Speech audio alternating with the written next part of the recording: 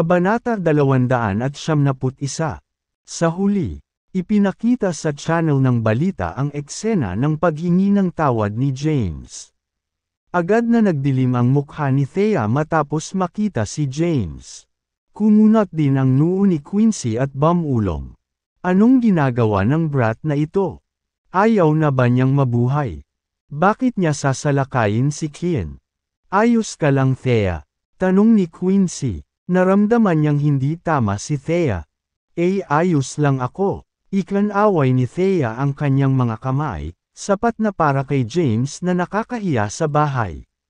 Ngayon, ikinahihiya niya siya sa lahat ng balita. Thea, hindi naman sa gusto kong manghimasok sa negosyo mo. Pero hindi karapat-dapat si James sa'yo. Bakit hindi kita ipakilala kay Mr. Watson sa ibang araw? Kalimutan mo na. Nag-wave ng kamay si Thea. Umiling si Quincy at lihim na naawa kay Thea. Tiyak na makakahanap si Thea ng mas magandang partner sa kanyang kagandahan at talento. Sayang ang pagmamatigas niyang manatili kay James. Pagkatapos kumain ay bumalik si Thea sa Pacific Group. Ang Pacific Group ay nagkaroon ng hindi mabilang na mga problema na kailangan niyang lutisin ang isa-isa. Higit pa rito, ang account ng kumpanya ay may ilang daang milyong dolyar na ngayon. Pinlano niyang gamitin ng husto ang pera para palawakin ang Pacific Group sa pinakamaraming posibleng panahon para makuha ang mga kwalipikasyon para makapasok sa Transgenerational New City. Ms. Thea. Nakatuon si Thea sa pagsusulat ng expansion plans ng kumpanya nang biglang kumatok si Larry sa pinto at pumasok sa kwarto. Napatingin si Thea kay Larry. Naglagay si Larry ng invitation ayon sa mesa at sinabing, ito ay isang imbitasyon na ipinadala ni Dr. Fallon. Ang taunang pagdiriwang ng lungsod ng medisina ay nasa kalahating buwan. Ang bawat klinika sa medikal na kalye ay nagpapadala ng mga malalakas na practitioner ng gamot upang lumahok sa kaganapan at manalo ng titulong doktor. Sige. Tumango si Thea. Alam niya ang tungkol sa kaganapan. Bilang residente ng Kensington, paanong hindi niya narinig ang tradisyonal na pagdiriwang ng Kensington? Ang medikal na kumperensya ay ginanap ng isang beses na taon-taon. Ang mga doktor mula sa lahat ng mga medikal na klinika sa Medical Street ay magsasama-sama sa panahon ng kumperensya. Maging ang mga doktor mula sa ibang probinsya ay dumating upang mapatunayan ang kanilang sarili na karapat-dapat sa titulong henyong doktor. Gayunpaman, hindi natalo si Jay Fallon matapos manalo sa titulong henyong doktor 20 taon na ang nakalilipas. Kaya, ang titulo ng henyong doktor ay pag-aari niya mula noon. Marahil ay dadalo lang tayo para sa kapakanan nito. Batid ni Thea ang lakas ng Pacific Group. Hindi man lang sila nagkumpara sa Eternality. Ang Pacific Hospital ay mas maliit sa sukat at mayroon lamang ilang mga medikal na practitioner. Wala sa kanila ang pinakamahusay sa Kensington. At hindi rin sila miyembro ng Doctors Association. Maraming mga medikal na practitioner sa Kensington. Ang galing ni James sa medisina, naisip ni Thea si James.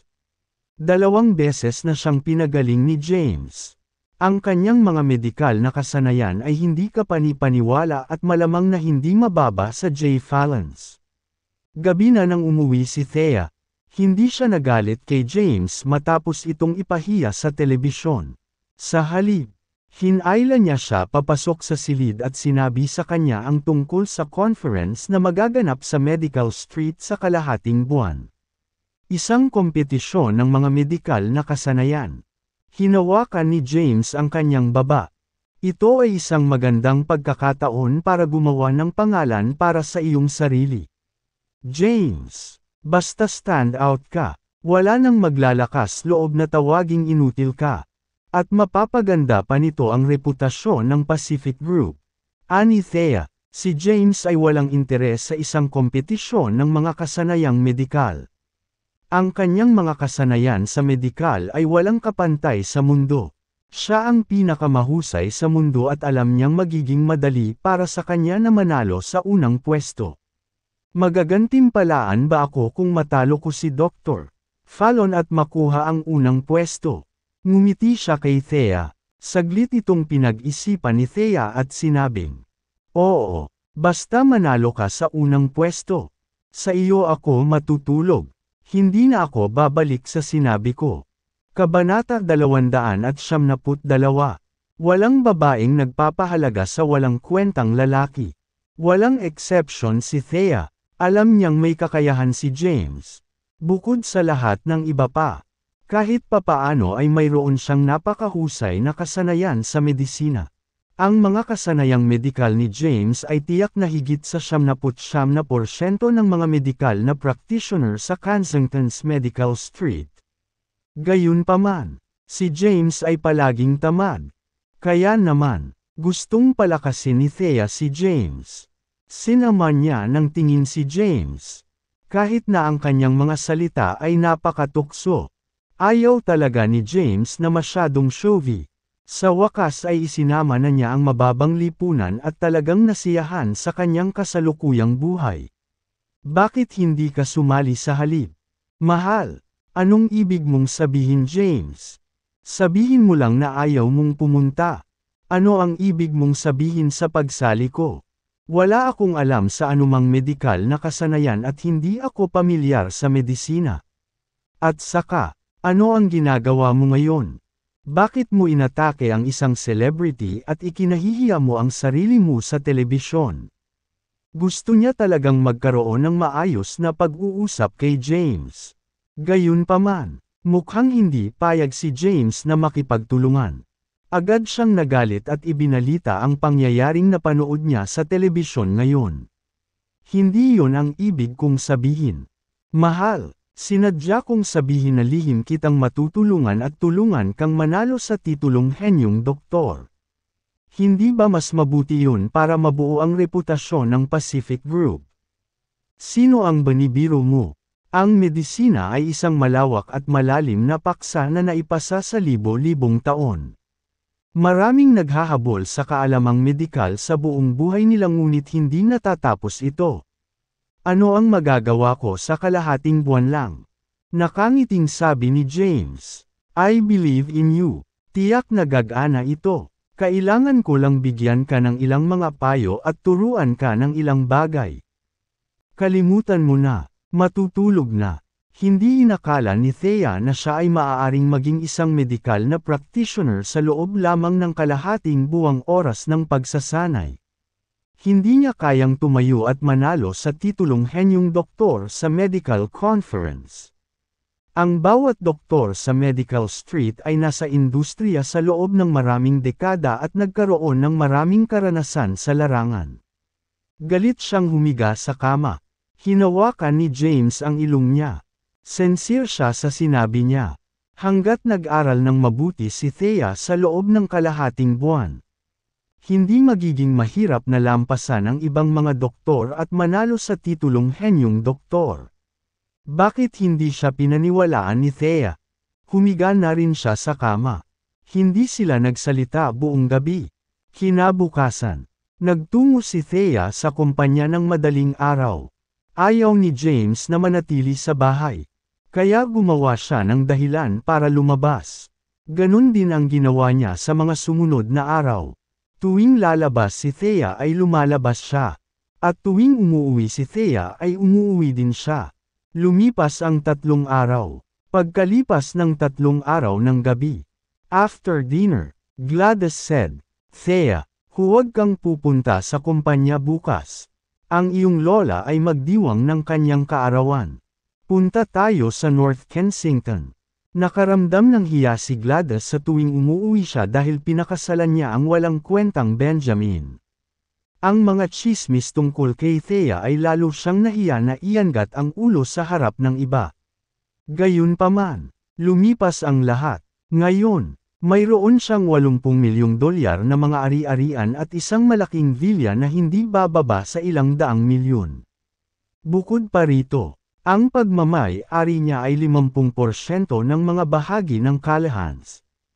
At si Thea ang chairman ng Pacific Group at mayroong 70% ng mga pagbabahagi ng kumpanya. Sa wakas ay may angat na niya ang kanyang ulo sa pagkakataong ito kapag umuwi siya. Ang mga taong tumingin sa kanya noong nakaraan ay sa wakas ay titingin sa kanya ng may paghanga.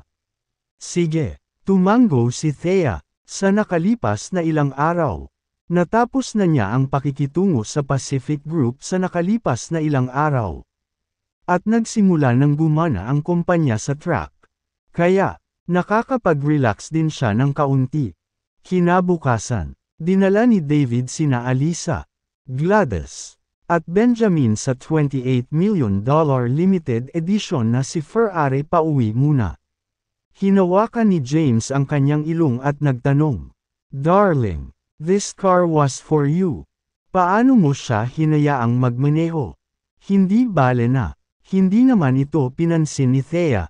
Hindi niya gustong maging masyadong marangya. Siguradong maaakit ng maraming atensyon ang sasakyan kung itataboy niya ito palabas. Hindi naman nagrereklamo si Thea. Kaya hindi rin masyadong nagsalita si James. Binuksan niya ang pinto ng Maserati at pumasok sa driver's seat. Sumakay si Thea sa passenger seat. At nagmamadali silang nagmaneho papunta sa highway. Ang North Kensington ay ang kalapit na lungsod ng Kensington at isa rin sa mga pinakamalapit na lungsod sa bansa.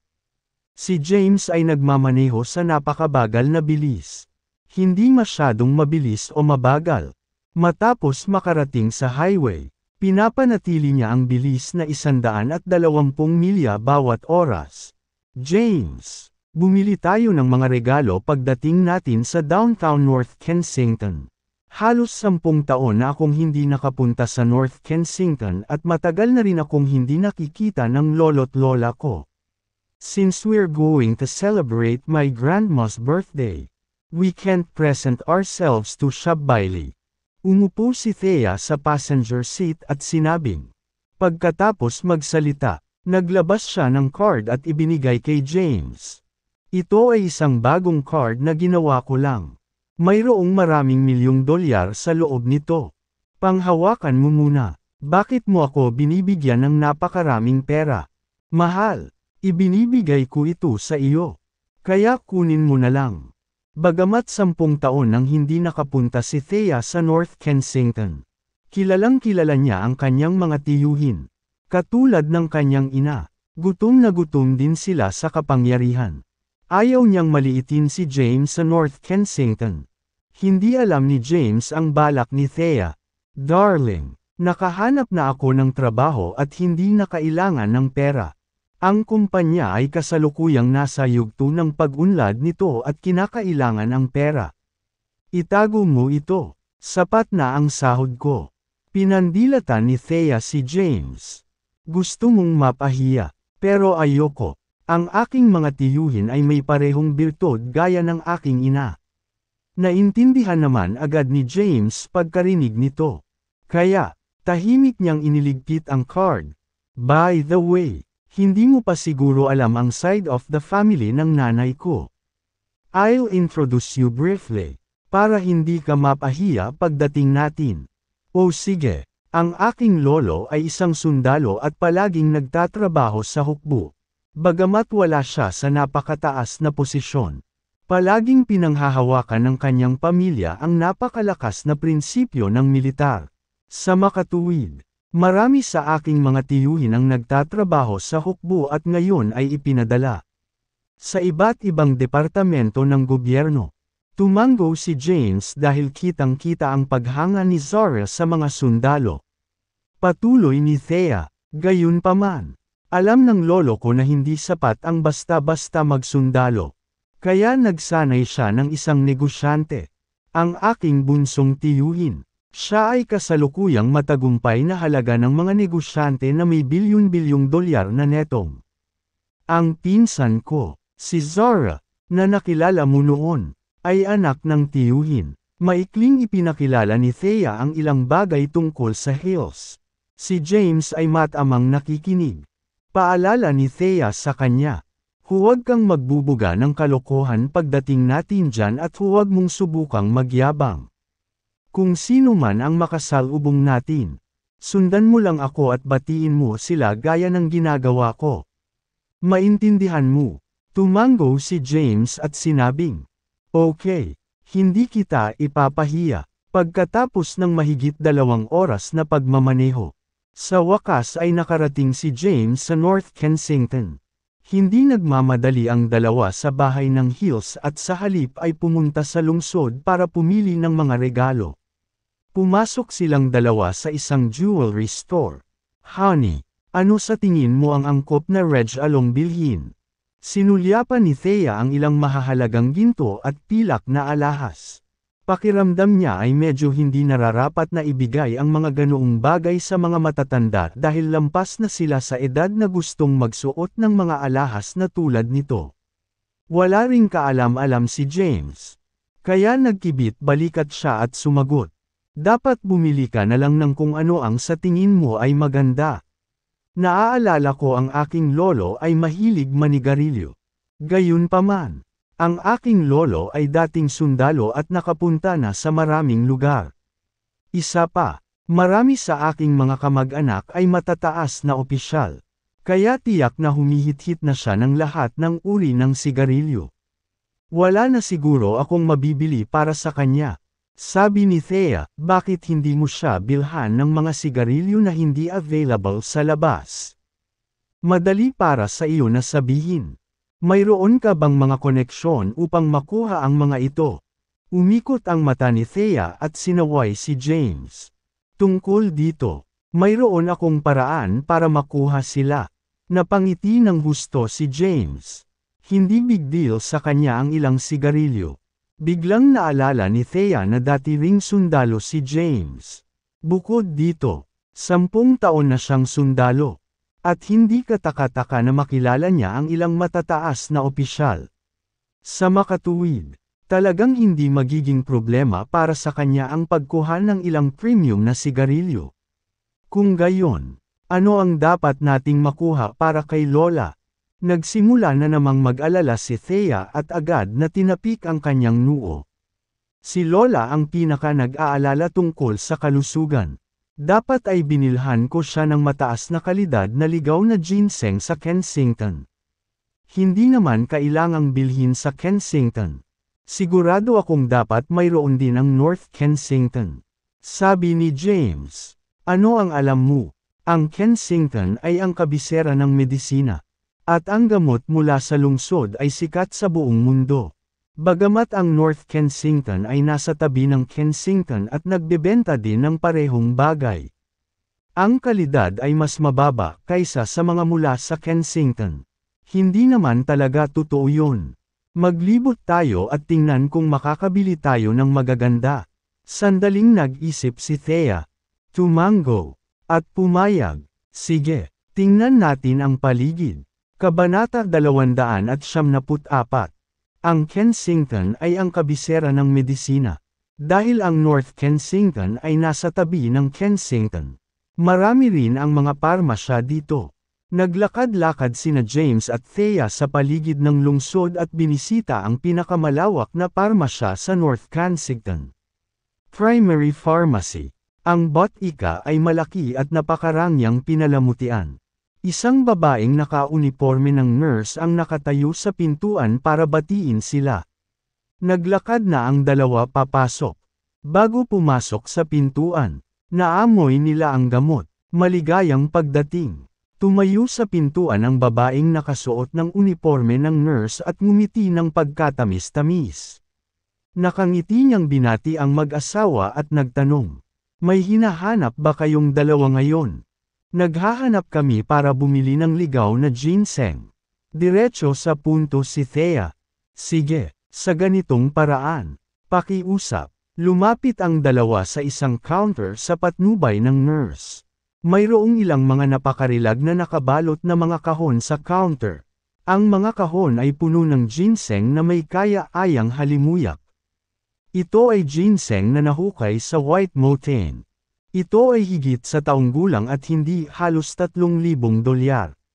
Bagamat hindi pamilyar si Thea sa ginseng, naunawaan niya na mas mataas na grado ay may mataas na presyo. May mas mataas ba na grades? May budget ka ba? Naningkit ang mga mata ng nurse. At nagtanong siya matapos marinig ang tanong. Siyempre, mas mahal, mas maganda. Ani Thea, mangyaring sundin mo ako sa ganitong paraan. Alam ng nurse na may nakilala siyang bonggang customer at agad na dinala ang dalawa sa ikalawang palapag. May mga matataas na grado sa ikalawang palapag. Mas maraming tao ang nagtipon dito kumpara sa unang palapag. Maraming mga nurse na nakasuot ng uniforme at metiig ang nagpakilala ng iba pang mahahalagang gamot at ang epekto nito sa kalusugan sa mga customer. Pagdating sa ikalawang palapag, ang iba pang ligaw na ginseng ay inilagay sa harap ng dalawa mula 10,000 hanggang 100,000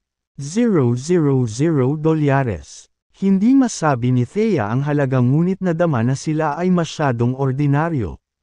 Alam na alam niya ang mga birtod ng heels at naunawaan niya na ang mga ordinaryong bagay ay hindi sapat para pasayahin sila. May mas mahal pa ba? Tanong ni Thea. Nang marinig ito, agad na tumango ang nurse. Siyempre, mabilis siyang naglabas ng malalaking ginseng at nagpakilala. Ito ay 100 taong gulang na ligaw na ginseng mula sa Mount Shaman at walang 380,000 dolyares. Umiling si Thea, ito ay masyadong ordinaryo. Hindi natuwa ang nurse matapos itong marinig. At nawala ang ngiti sa kanyang mukha. Pinaglalaroan ba ninyo akong dalawa? Walang pakialam na tumingin sa kanila si Lily Nolan. Akala niya ay nakatagpo siya ng isang mapagbigay na customer at naisip niya na maitataas niya ang kanyang pagganap kung nagbebenta siya ng ilang mamahaling ginseng ngayon. Hindi tulad ng inaasahan niya. Ang dalawang taong ito ay patuloy na nag-uusap ngunit tumanggi na bumili ng kahit ano sa kabila ng kanyang pagpapakilala. Hindi lang masyadong kahanga-hanga. Paliwanag ni Thea. Bagamat hindi pamilyar si Thea sa medisina, mula pa rin siya sa Kensington. At ang kanyang pamilya ay kasangkot din sa industriya ng medikal. Maraming tao ang nagregalo kay Lex ng ginseng noon. At marami na siyang nakita. Bukod sa presyo, ang ilan na ito na ipinakilala ay napakakaraniwan. Napatingin si Lily kay Thea. Si Thea ay maganda at napaka-charismatic. Ngunit ang lalaking kasama niya ay napaka-ordinaryo. Hindi ba talaga ito sapat para sa kanila? Naisip niya sa kanyang puso. Sandali lang. Hinintay sila ni Lily at umalis. Hindi nagtagal. Bumalik siya na may dalang kahon na gawa sa kahoy. Inilagay ito sa mesa, at binuksan ito. Sa loob ay may malaking ginseng na natatakpan ng kaunting lupa. Agad namang nagningning ang mga mata ni Thea. Ang isang ito sa wakas ay naging mas maganda. Darling, ano sa tingin mo ang isang ito? Napatingin si Thea kay James at nagtanong. Ininspeksyon ito ni James at nagkomento. Ang ginseng na ito ay so-so. Kung titingnan ang kulay nito, tiyak na tumubo ito sa madilim at mamasa-masa na lupa. Mayroon itong maraming dumi ngunit hindi bababa sa 300 taong gulang. Gayunpaman, ang kalidad ay hindi pinakamahusay dahil sa kapaligiran ng paglago nito. Ang kalidad nito ay maaaring tumaas ng hindi bababa sa ilang beses kung ito ay lumago sa isang mas mahusay na kapaligiran. Nang marinig ito, sinulyapan ni Thea ang nurse at nagtanong, "May maganda pa ba?" Sinulyapan ni Lily si James ng masama at sinabing, "Huwag kang magpanggap na eksperto kung wala kang alam. Anong 300 taon? Ano ang ibig mong sabihin sa paglaki sa madilim at mamasa-masa na lupa?" Ito ay isang hari ng ginseng na 500 taong gulang na. Ito ay isang kayamanan sa aming tindahan na hindi bababa sa $3 million. Bahagyang umiling si James at hindi nag-abalang mga tuwiran sa isang hindi propesyonal. Tingnan natin sa ibang lugar. Hinayla ni James si Thea at sinabi, "Sige." Tumango si Thea, "Tumigil ka." Sigaw ni Lily. Sigaw ni James at lumingon sa kanya. Itinuro niya ang ginseng na nasa kahon sa ibabaw ng mesa at sinabing, "Ayon sa aming mga alituntunin sa tindahan, dapat kang bumili pagkatapos mabuksan ang kahon. Ang mga kahon na ito ay nabuksan na. Hayaan mong kalkulahin ko kung magkano." Kinuha niya ang phone niya at mabilis na nagkalkula. Iyan ay magiging kabuoang $4,368,000. Bibilhin ko ito hanggang $4,300,000. Ha! Tumawa si James. Hindi ba kailangan mong tingnan ang mga bagay-bagay bago ito bilhin? Anong klaseng tindahan ito? Ito ba ay isang scam? Tama ka, binata. Kailangan mong bilhin ito pagkatapos mong tingnan. May biglang lumapit na lalaki mula sa malayo. Mukhang nasa 30s na ang lalaki. Nakasuot siya ng itim na button-up shirt pero 2 butones lang ang pataas at may gintong kwintas sa kanyang leeg. 2 matipunong lalaki ang sumunod sa kanya. Maraming customer ang lumingon kina James at Thea. Nagsuot sila ng mapaglarong mga ekspresyon dahil alam nilang may magandang palabas ngayon. Lumapit sa kanila ang lalaki. Sinulyapan ang nakabukas na kahon ng ginseng sa mesa. At nakangiting sinabi, "Ito ang tuntunin ng primary pharmacy. Ang ginseng ay hindi malantad sa liwanag. At mawawala ang mga epekto nito kapag nalantad. Marami ka nang binuksan at naging dahilan ng pagbaba ng kalidad. Kaya paano ko ito ibebenta sa iba ngayon?" Ginoo, Washington. Magalang na bati ni Lily. Inangat niya ang ulo niya at mayabang na sinulyapan sina James at Thea pagkatapos tumabi sa Washington. Masasabi niya sa mga accent ni na James at Thea na sila ay mula sa Kensington at hindi sa North Kensington. Sa makatuwid, inabisuhan niya si Washington, ang taong namamahala sa parmasya, bago niya kinuha ang yaman ng tindahan na itinatag ng The Zinos ang primary pharmacy. Ang Zinos ay isang maimpluwensyang pamilya sa North Kensington at isang kinatawan ng pamilya sa Five Provinces Business Alliance. Si Washington Zinos ang ikatlong anak ng pamilya. Anong kalokohan ang nawawalan ng epekto pagkatapos mabilad sa liwanag? Pinipilit ninyo ang inyong mga produkto sa mga customer para makakuha ng mga benta. Ano ang gagawin mo sa akin sa sikat ng araw kung tumanggi akong bilhin ito? Napatingin si Thea kay Washington at malamig na sinabi, "Haha." Tumawa ng malakas si Washington. Nagtawanan ang lahat ng bisita sa kanilang paligid at napasulyap kay Thea na para bang may narinig silang nakakatawang biro. Lahat, bakit hindi mo sabihin sa kanila? Hindi ba tuntunin ng shop na bumili kapag nabuksan na? Oo, tumango ang karamihan. Nagdilim ang mukha ni Thea pagkarinig nito. Paano kung hindi ako bumili? Sinulyapan ni James si Washington at walang pakialam na sinabi, "Hindi ka bibili." Nagdilim ang mukha ni Washington. At iminuwestre niya ang 2 matipunong lalaki sa likuran niya. Ang 2 lalaki ay humigit kumulang 170 sentimetros ang taas at tumitimbang ng higit sa 90 pounds. Lumapit na nakakuyom ang kanilang mga kamao. Basag, basag, binuksan nila ang kanilang mga buko. Natakot si Thea, agad niyang hinayla si James sa tabi at bumulong. "Honey, it seems the pharmacy has a very powerful background. Bilhin na lang natin at gugulin natin ang pera bilang lesson." Hinawakan ni James ang kamay niya at sinabing, "Okay lang. Huwag kang matakot." Siya ay humakbang pasulong. Tumingin sa 2 matipunong lalaki. At mahinang sinabi, "Lumuhad ka ngayon. At ililibre kita." Haha, humagalpak ng tawa si Washington na para bang narinig niya ang pinakamagandang biro sa mundo. "Brat, ikaw ang unang naglakas loob na sabihin yan sa akin." Baliin ang kanyang mga paa. "Oo, Mr. Washington."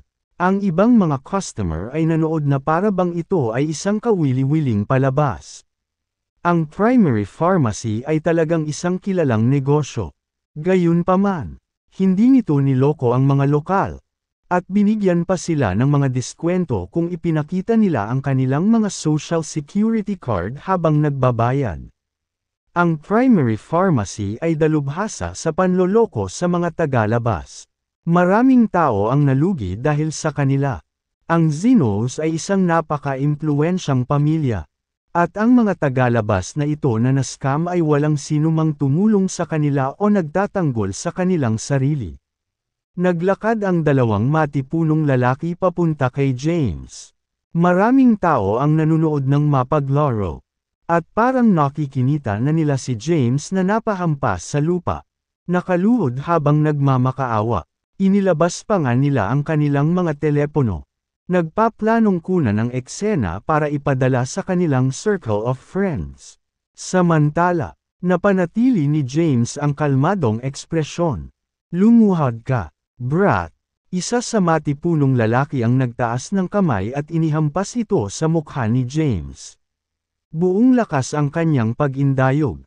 At may tunog ng pagsipol. Bahagyang itinaas ni James ang kanyang kamay at hinarang ang kamay na nakaswing papunta sa kanya. Kaagad pagkatapos, itinaas niya ang kanyang paa at sinipa ang dibdib ng kalaban. Ang kanyang tila ordinaryong pagdila ay naglalaman ng isang nakakatakot na dami ng lakas. Ang matipunong lalaki na tumitimbang ng higit sa 2 kilograms ay pinalipad ng ilang metro ang layo at nontog sa counter. Humahagulgol sa sakit, katahimikan, natahimik ang lugar, puno ng takot ang mga mata ng lahat habang nakatingin kay James. Hinarang ni James ang pag-atake at nag-counter-attack ng isang sipa. Ang malaking tao na tumitimbang ng higit sa 70 kilo ay pinalipad palabas ng ganoon lang. Nagdilim ang mukha ni Washington. Ang lalaking ito ay may death wish para sa kanya na maglakas loob na bugbugin ang kanyang mga tauhan sa kanyang teritoryo. Brat, alam mo ba kung nasaan ka ngayon? Ito ay North Kensington. Hindi ko alam kung anong uri ng background ang mayroon ka. Ngunit sa North Kensington, kahit isang dragon o tigre ay kailangang yumuko sa harap ko. Lumuhad ka at humingi ng tawad. I'll consider spotting you if you do so. Sabi ni Washington na may galit na ekspresyon. Nang makitang lalaban na naman si James dahil sa bangayan, mabilis siyang hinayla ni Thea. Kalimutan mo na, mahal. Ayaw nang mag-aksaya ng oras ni James sa Washington. Kaya naman, tumango siya bilang pagsang-ayon. Gayunpaman, naakit ang mga mata ni Washington sa kagandahan ni Thea. Siya ay matangkad, maputi ang balat, at may mahabang malasutla na buhok.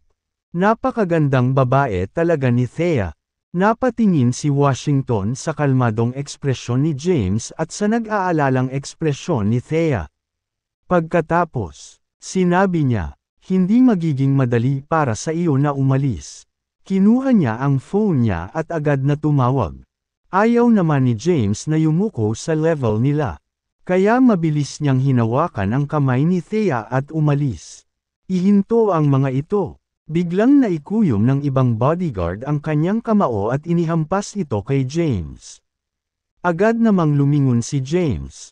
Bahagyang umangat ang katawan niya mula sa lupa nang lumingon siya. Itinaas niya ang kanyang paa at saktong tumama sa noo ng lalaki. Lumingon ang ulo ng lalaki. At lumipad ang buong katawan niya papunta sa counter. Kumalabog. Nabasag ang glass counter sa isang iglap. Nagkalat din sa sahig ang ilang mahahalagang gamot tulad ng ginseng at sungay ng USA. Samantala, panay ang pagkakatayo ni James. Nagulat si Washington. Alam niya ang lakas ng dalawang bodyguard niya. Nang makitang natalo na silang dalawa, alam niyang nakita siya ng mahirap na tao ngayon. Gayunpaman, ang North Kensington ay teritoryo ng Zinos. Siya ay walang takot. Maaaring ibagsak ng lalaking ito ang dalawa. Ngunit maaari ba niyang ibaba ang 20 o kahit 200? Puno ng nakakatakot na galit ang mukha niya. Nagulat lahat ng mga customer sa paligid. Ang lalaking ito ay tila medyo na overpower. Dalawang matipunong lalaki ang natalo sa isang iglap. Gusto mo pa bang bilhin ko? Mapanuksong ngiti sa mukha ni James. Nagdilim ang mukha ni Washington. At nanatiling tahimik. Sa halip, sinulyapan niya si Lily na nakatayo sa tabi niya at itinuro. Tandaan ang lahat ng mga halamang gamot na nasira niya. Gagantihan niya tayo ng 100 beses. Napansin. Agad na pumunta si Lily para i-record ang mga nasirang paninda. Bahaging 9 friga si James. Gusto niyang makita kung anong uri ng mga trick ang gagawin ni Washington. Samantala, may pag-aalalang ekspresyon si Thea habang patuloy na hinihila si James. Bumulong siya. Honey, nasa North Kensington tayo. Huwag gumawa ng gulo dito. Tapusin na lang natin ang pamimili at umalis na tayo. Huwag kang mag-alala. Mahal. Tayo ay nasa isang sibilisadong panahon na pinasyahan ng batas. I don't believe this guy can do anything to me. Iwinagayway ni James ang kamay niya at sinigurado si Thea. Haha, humagalpak ng tawa si Washington. Sibilisadong panahon na pinasyahan ng batas. Gumagawa ako ng mga batas sa primary pharmacy. Kailangan mong lumuhad kung hihingin kong lumuhad ka. Umupo si James na walang pakialam. Gayunpaman, labis na nababalisa si Thea. Patuloy niyang hinikayat si James na umalis. Sa kasamaang palad, hindi nakikinig si James sa kanya. Wala siyang choice kundi tumabi. Kunin ang kanyang telepono at palihim na tumawag ng pulis. Napansin ni Washington ang kanyang mga aksyon ngunit hindi siya pinigilan. Sa halip, ninisya niya ang kanyang puso. Tumatawag ng pulis. Tulong ba ang pagtawag sa pulis? Ito ang North Kensington. Ang Zenos ay ang pinakamaimpluwensyang pag-iral sa North Kensington. Arestuhin lang ng pulis sina James at Thea pagdating nila sa eksena. Hindi nagtagal. Natapos na ni Lily ang pag-record ng mga nasirang gamit. Ginoo, Washington, tapos na akong mag-note. $145,000 na halaga ng mga halamang gamot at nawasak. Umupo din si Washington. Pinag-cruise niya ang kanyang mga paa at nagsindi ng tabako. Nakabalik na ang 2 bodyguard niya at nakatayo sa likuran niya. Napatingin si Washington kay James at ngumisi. Narinig mo ba iyon? Napinsala mo ang $145,000 na halaga ng mahahalagang materyales na panggamot. Ang kabayaran ay magiging 100 beses na $14,500,000.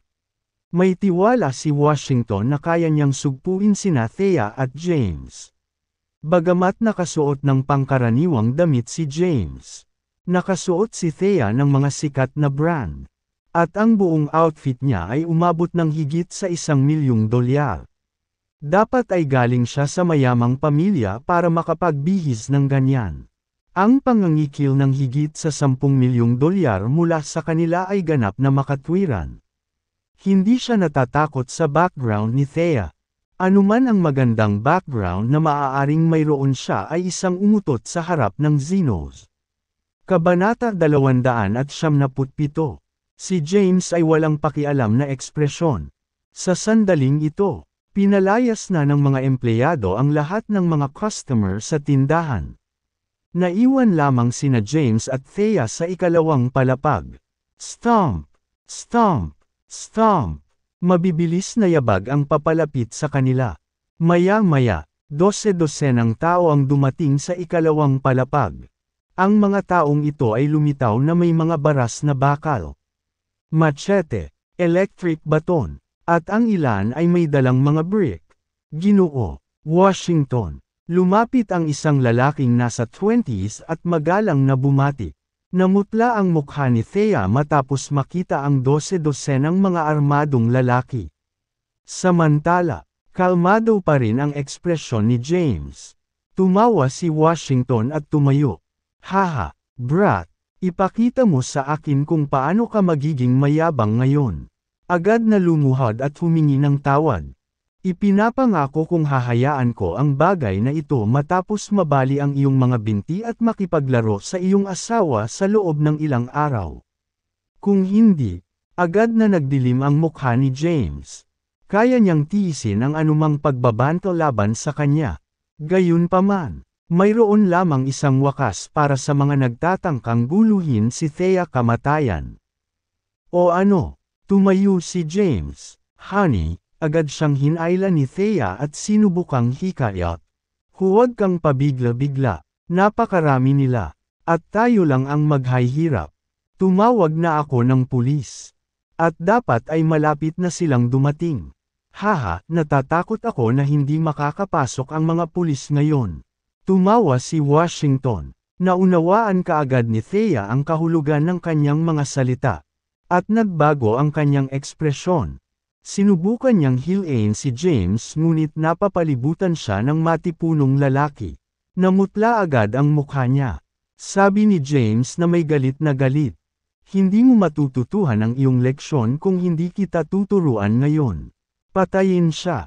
Umungol si Washington. Agad na sumugod ang 12-dosenang mga lalaki at inihampas ang kanilang mga armas kay James. Napasigaw si Thea sa takot at napapikit. Hinayla ni James si Thea at mabilis na sumugod sa Washington.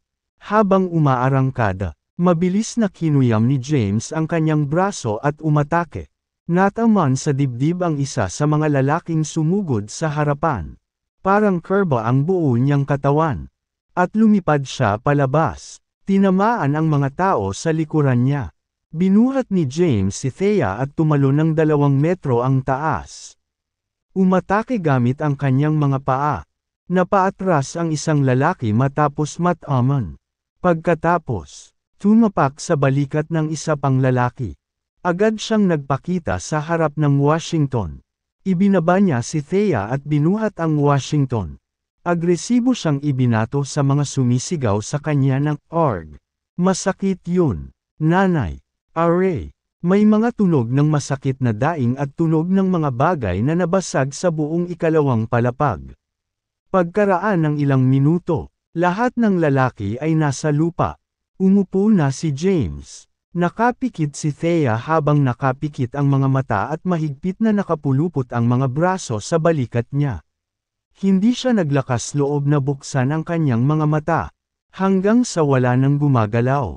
Sa wakas ay iminulat niya ang kanyang mga mata, at isang pamilyar na mukha ang pumasok sa kanyang paningin. Ayos ka lang. Napabuntong hininga siya. Napansin niyang nakapulupot ang mga braso nito sa balikat ni James at namula siya habang mabilis na lumalayo sa kanya. Bumangon siya, lumingon upang tingnan ang silid. At nakita ang 12-dosenang mga lalaki na nakahandusay sa lupa sa magulong botika. Hindi mabilang na mga halamang gamot ang nakakalat sa sahig. Napasigaw si Thea sa gulat at napatalon ulit sa braso ni James. Inunat ni James ang kanyang mga braso at niyakap siya. Ayos na ang lahat. Ano ang maaaring magkamali? Hindi naman sa gusto kong magyabang. Pero itong 3 hanggang 5 dosenang tao ay wala sa akin. Nakangiting sabi niya, "Bibrat, alam mo ba kung sino ako?" Nadapa si Washington nang bumangon siya sa sahig. Gayunpaman, kinuha ni James ang isang tasa mula sa mesa at bigla itong ibinato sa kanya. Klang! Ang tasa ay nabasag sa ulo ni Washington. Nagsimulang damyugo ang ulo ni Washington. At ang kanyang mukha ay kinulayan ng pula sa isang iglap habang gamulong siya sa lupa sa sakit. Nang makita ang eksenang ito, namutla ang mukha ni Thea sa takot. At galit na sinabi niya, "Honey, umalis na tayo dito dali. Malapit nang dumating ang mga pulis. May ginawa kang masama. Ayos lang." Tila napakasamang sabuatan sa pagitan ng mundo ng negosyo at pulisya sa bansang ito. Oras na para maresolba ito. Kinawayan ni James ang kanyang kamay at sinabi, "Sa katunayan, matagal nang dumating ang mga pulis ngunit nanatili sa labas at hindi pumasok. Ito ay dahil nakipag-ugnayan na sa kanila ang Washington. Brat, patay ka. Hindi na ako magiging Washington kung hindi kita papatayin." Gamulong-gulong si Washington sa sahig sa sakit at umungal ng mabangis. "Captain Dean, dalhin mo ang mga lalaki dali. Nasira ang tindahan ko." Kabanata 278. Natakot si Thea nang marinig niyang may paparating na mga pulis sa una. Hindi siya natatakot na magpakita sa kanila. Nasa kanan sila, at sinusubukan ng parmasya na dayain ang kanilang mga customer, na pinipilit silang bumili ng mga produkto. Gayunpaman, napakaraming tao ang nasaktan ni James ngayon. Ang bagay na ito ay hindi isang seryosong problema, ni isang maliit na problema. Upang sabihin na ito ay maliit ay dahil ito ay maaaring ayusin sa pamamagitan ng ilang mga salita. Ang sabihing seryoso ito ay dahil maaaring makulong si James dahil sa pakikipag-away at pananakit ng mga tao. Anong gagawin natin, honey? Ano ang magagawa natin? Ay, tama. Ang Hills ay may mga tao sa rehiyon ng militar. Tatawagan ko sila para humingi ng tulong. Biglang may naisip si Thea at gustong tumawag sa telepono. Agad naman siyang pinigilan ni James. Darling, ayos lang. Ayos lang talaga. Hindi mo kailangang tumawag sa iba at problemayan sila. Aayusin ko ito. Okay. Magtiwala ka sa akin. Papalapit na ang tunog ng mga yabag sa sandaling ito. Isang dosenang pulis ang sumugod sa ikalawang palapag. Napatulala ang mga pulis nang makitang durog-durog ang ikalawang palapag at nakahiga sa lupa ang 12 lalaki. Napatingin sila kay James na kalmadong nakaupo. Siya ba ang bumugbog sa lahat ng taong ito?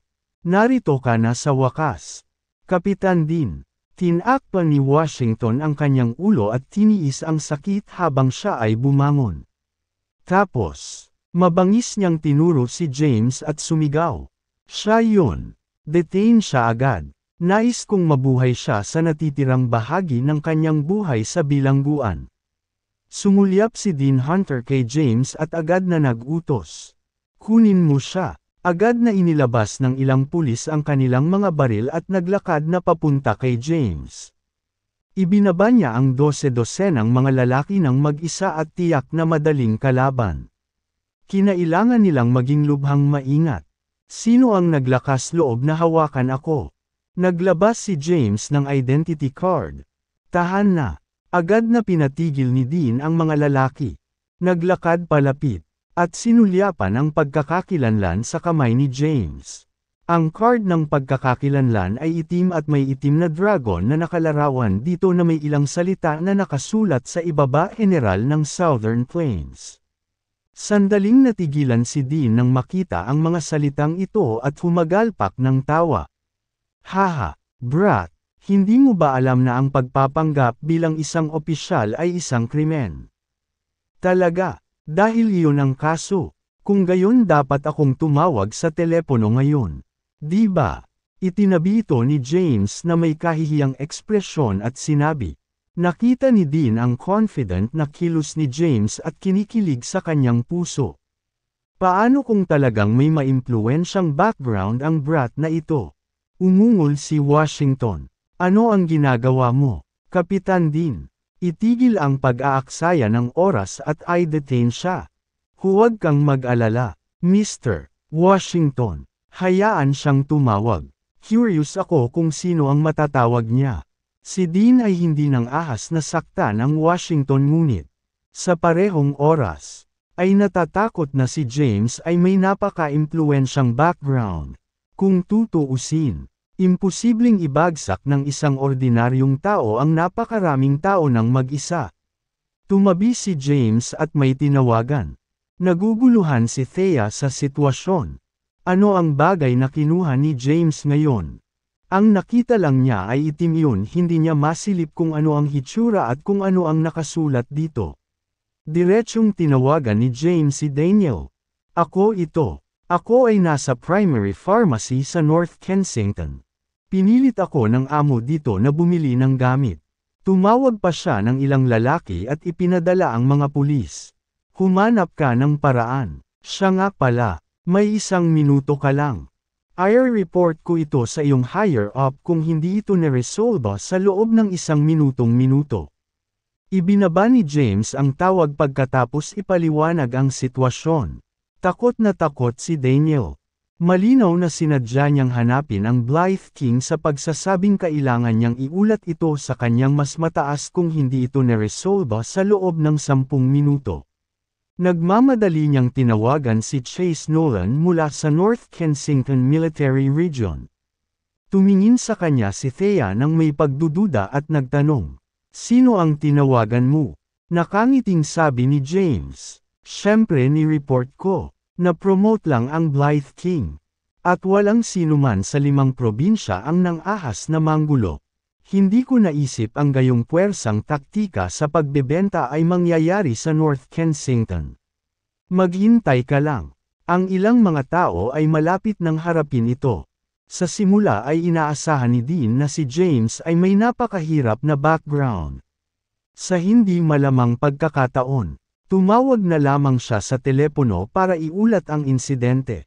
Tumawa siya. "Kanino mo sinumbong? Brat, hindi mo ba alam na pag-aari ito ng mga Zeno? Sino ang nang-ahas na masangkot sa isang ulat laban sa Zenos?" "Captain Dean, bakit ang dami mong kausap sa kanya? Ano kaya ang tagal? Mamamatay na ako sa sobrang pagdurugo." Nabasag ang noo ni Washington. At nagbuhos siya ng maraming dugo. Tiyak na hihimatayin siya kapag hindi siya agad pumunta sa ospital. Sa sandaling ito, medyo nahilo na siya sa kanyang ulo. "Kunin mo siya," utos ni Dean. Lumapit muli ang mga pulis. Namutla ang mukha ni Thea sa takot. Tumabi siya at niyakap ng mahigpit si James. Hinayla siya ni James at pinaupo. Pagkatapos, tumayo siya at walang pakialam na tumingin sa pulis na dahan-daang lumalapit sa kanya. Napatingin si James sa mga pulis na nasa harapan niya. May kabuuang 11 sa kanila. At 4 ang lumapit na may dalang baril. Iniunat niya ang kamay sa likod at naglabas ng 11 pilak na karayom. Stomp! Stomp! Stomp! Nilapitan siya ng mga pulis. Biglang nag-wave ng kamay si James. 4 na pilak na karayom ang lumipad na parang mga nakatagong armas at tumpak na tumusok sa palso ng 4 na pulis. Arg! Umalangaw-ngaw ang mga hiyawan. Agad na bumagsak sa sahig ang 4 na baril. Nag-wave ulit ng kamay si James. Ilang pilak na karayom ang lumipad na palabas at bumaon sa katawan ng iba pang mga pulis. Tumpak na tumusok sa kanilang mga acupuncture point. Namanhid ang kanilang mga katawan at hindi na makagalaw. Nagulat si Dean sa eksena. Natakot din si Washington. Paano? Natigilan din si Thea. Matagal na niyang kasama si James at hindi niya alam na may kakaibang kakayahan sa pakikipaglaban ni James. Ito ay sapat na nakakagulat na pinabagsak niya ang 12-dosenang mga tao. Ngayon, nagpaputok siya ng mga pilak na karayom at pinasuko ang napakaraming pulis sa pamamagitan ng isang kaway ng kamay. Umupo ulit si James. Kumuha siya ng sigarilyo, sinindihan, at huminga ng malalim. Tapos, tumingin siya kay Dean at sinabing, "Captain Dean, right. Actually nililigtas kita ngayon. Malaki ang problema mo kung pinigil mo ako ngayon." Sinulyapan ni Dean ang mga pulis na hindi nakagalaw sa pwesto. At nagsimula siyang pawisan ng husto. Anong klaseng pangkukulam ito? Kalmadong umupo si James sa upuan. Naguguluhang napatingin si Thea sa 12-dosenang tao sa sahig. Tumingin siya sa mga pulis na nakatayo na may masakit na ekspresyon. Saka bumaling kay Dean na pawis na pawis. Sa huli, sinulyapan niya si Washington, na nahimatay na dahil sa takot. Sa huli, ang mga mata niya ay pinag-uusapan kay James. Ano pa ang kayang gawin ng asawa ko? Lumipas ang oras sa bawat minuto. Pagkatapos ng 10 minuto, wiwo, isang sirena ang tumunog sa labas ng gusali.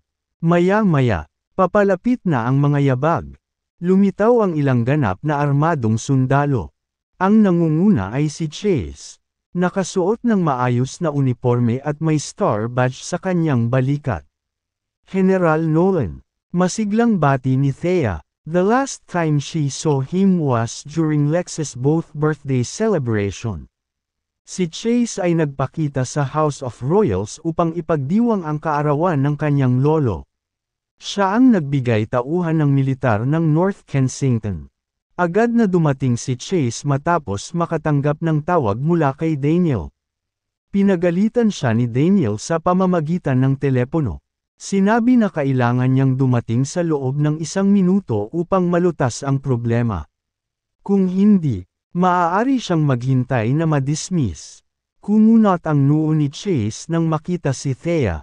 Bakit ang mga kalahan na naman? Naguguluhan pa rin siya sa pangyayari sa House of Royals. Bagamat ang sekretarya niya ay nagkamali, hindi naman kailangan na ma-dismiss siya. Siya ay nagtanong tungkol sa pagpapaalis pagkatapos bumalik sa North Kensington ngunit hindi malaman kung ano ang nangyari. Nang makitang muli si Thea pagkatapos makatanggap ng tawag mula kay Daniel, napagtanto kaagad ni Chase na tiyak na mayroong isang taong may malaking impluwensya sa mga kalahan. Napasulyap siya kay James at nakaramdam siya ng kaunting pamilyar sa hindi malamang dahilan. Biglang napuno ng takot ang mukha niya. Itim. Sinulyapan siya ni James at sinabing, "General, pinipilit ng mga taong ito ang mga customer na bumili ng kanilang mga paninda. Nakipagsabuatan pa sila sa mga pulis. Ano ang iyong palagay tungkol sa mga ito?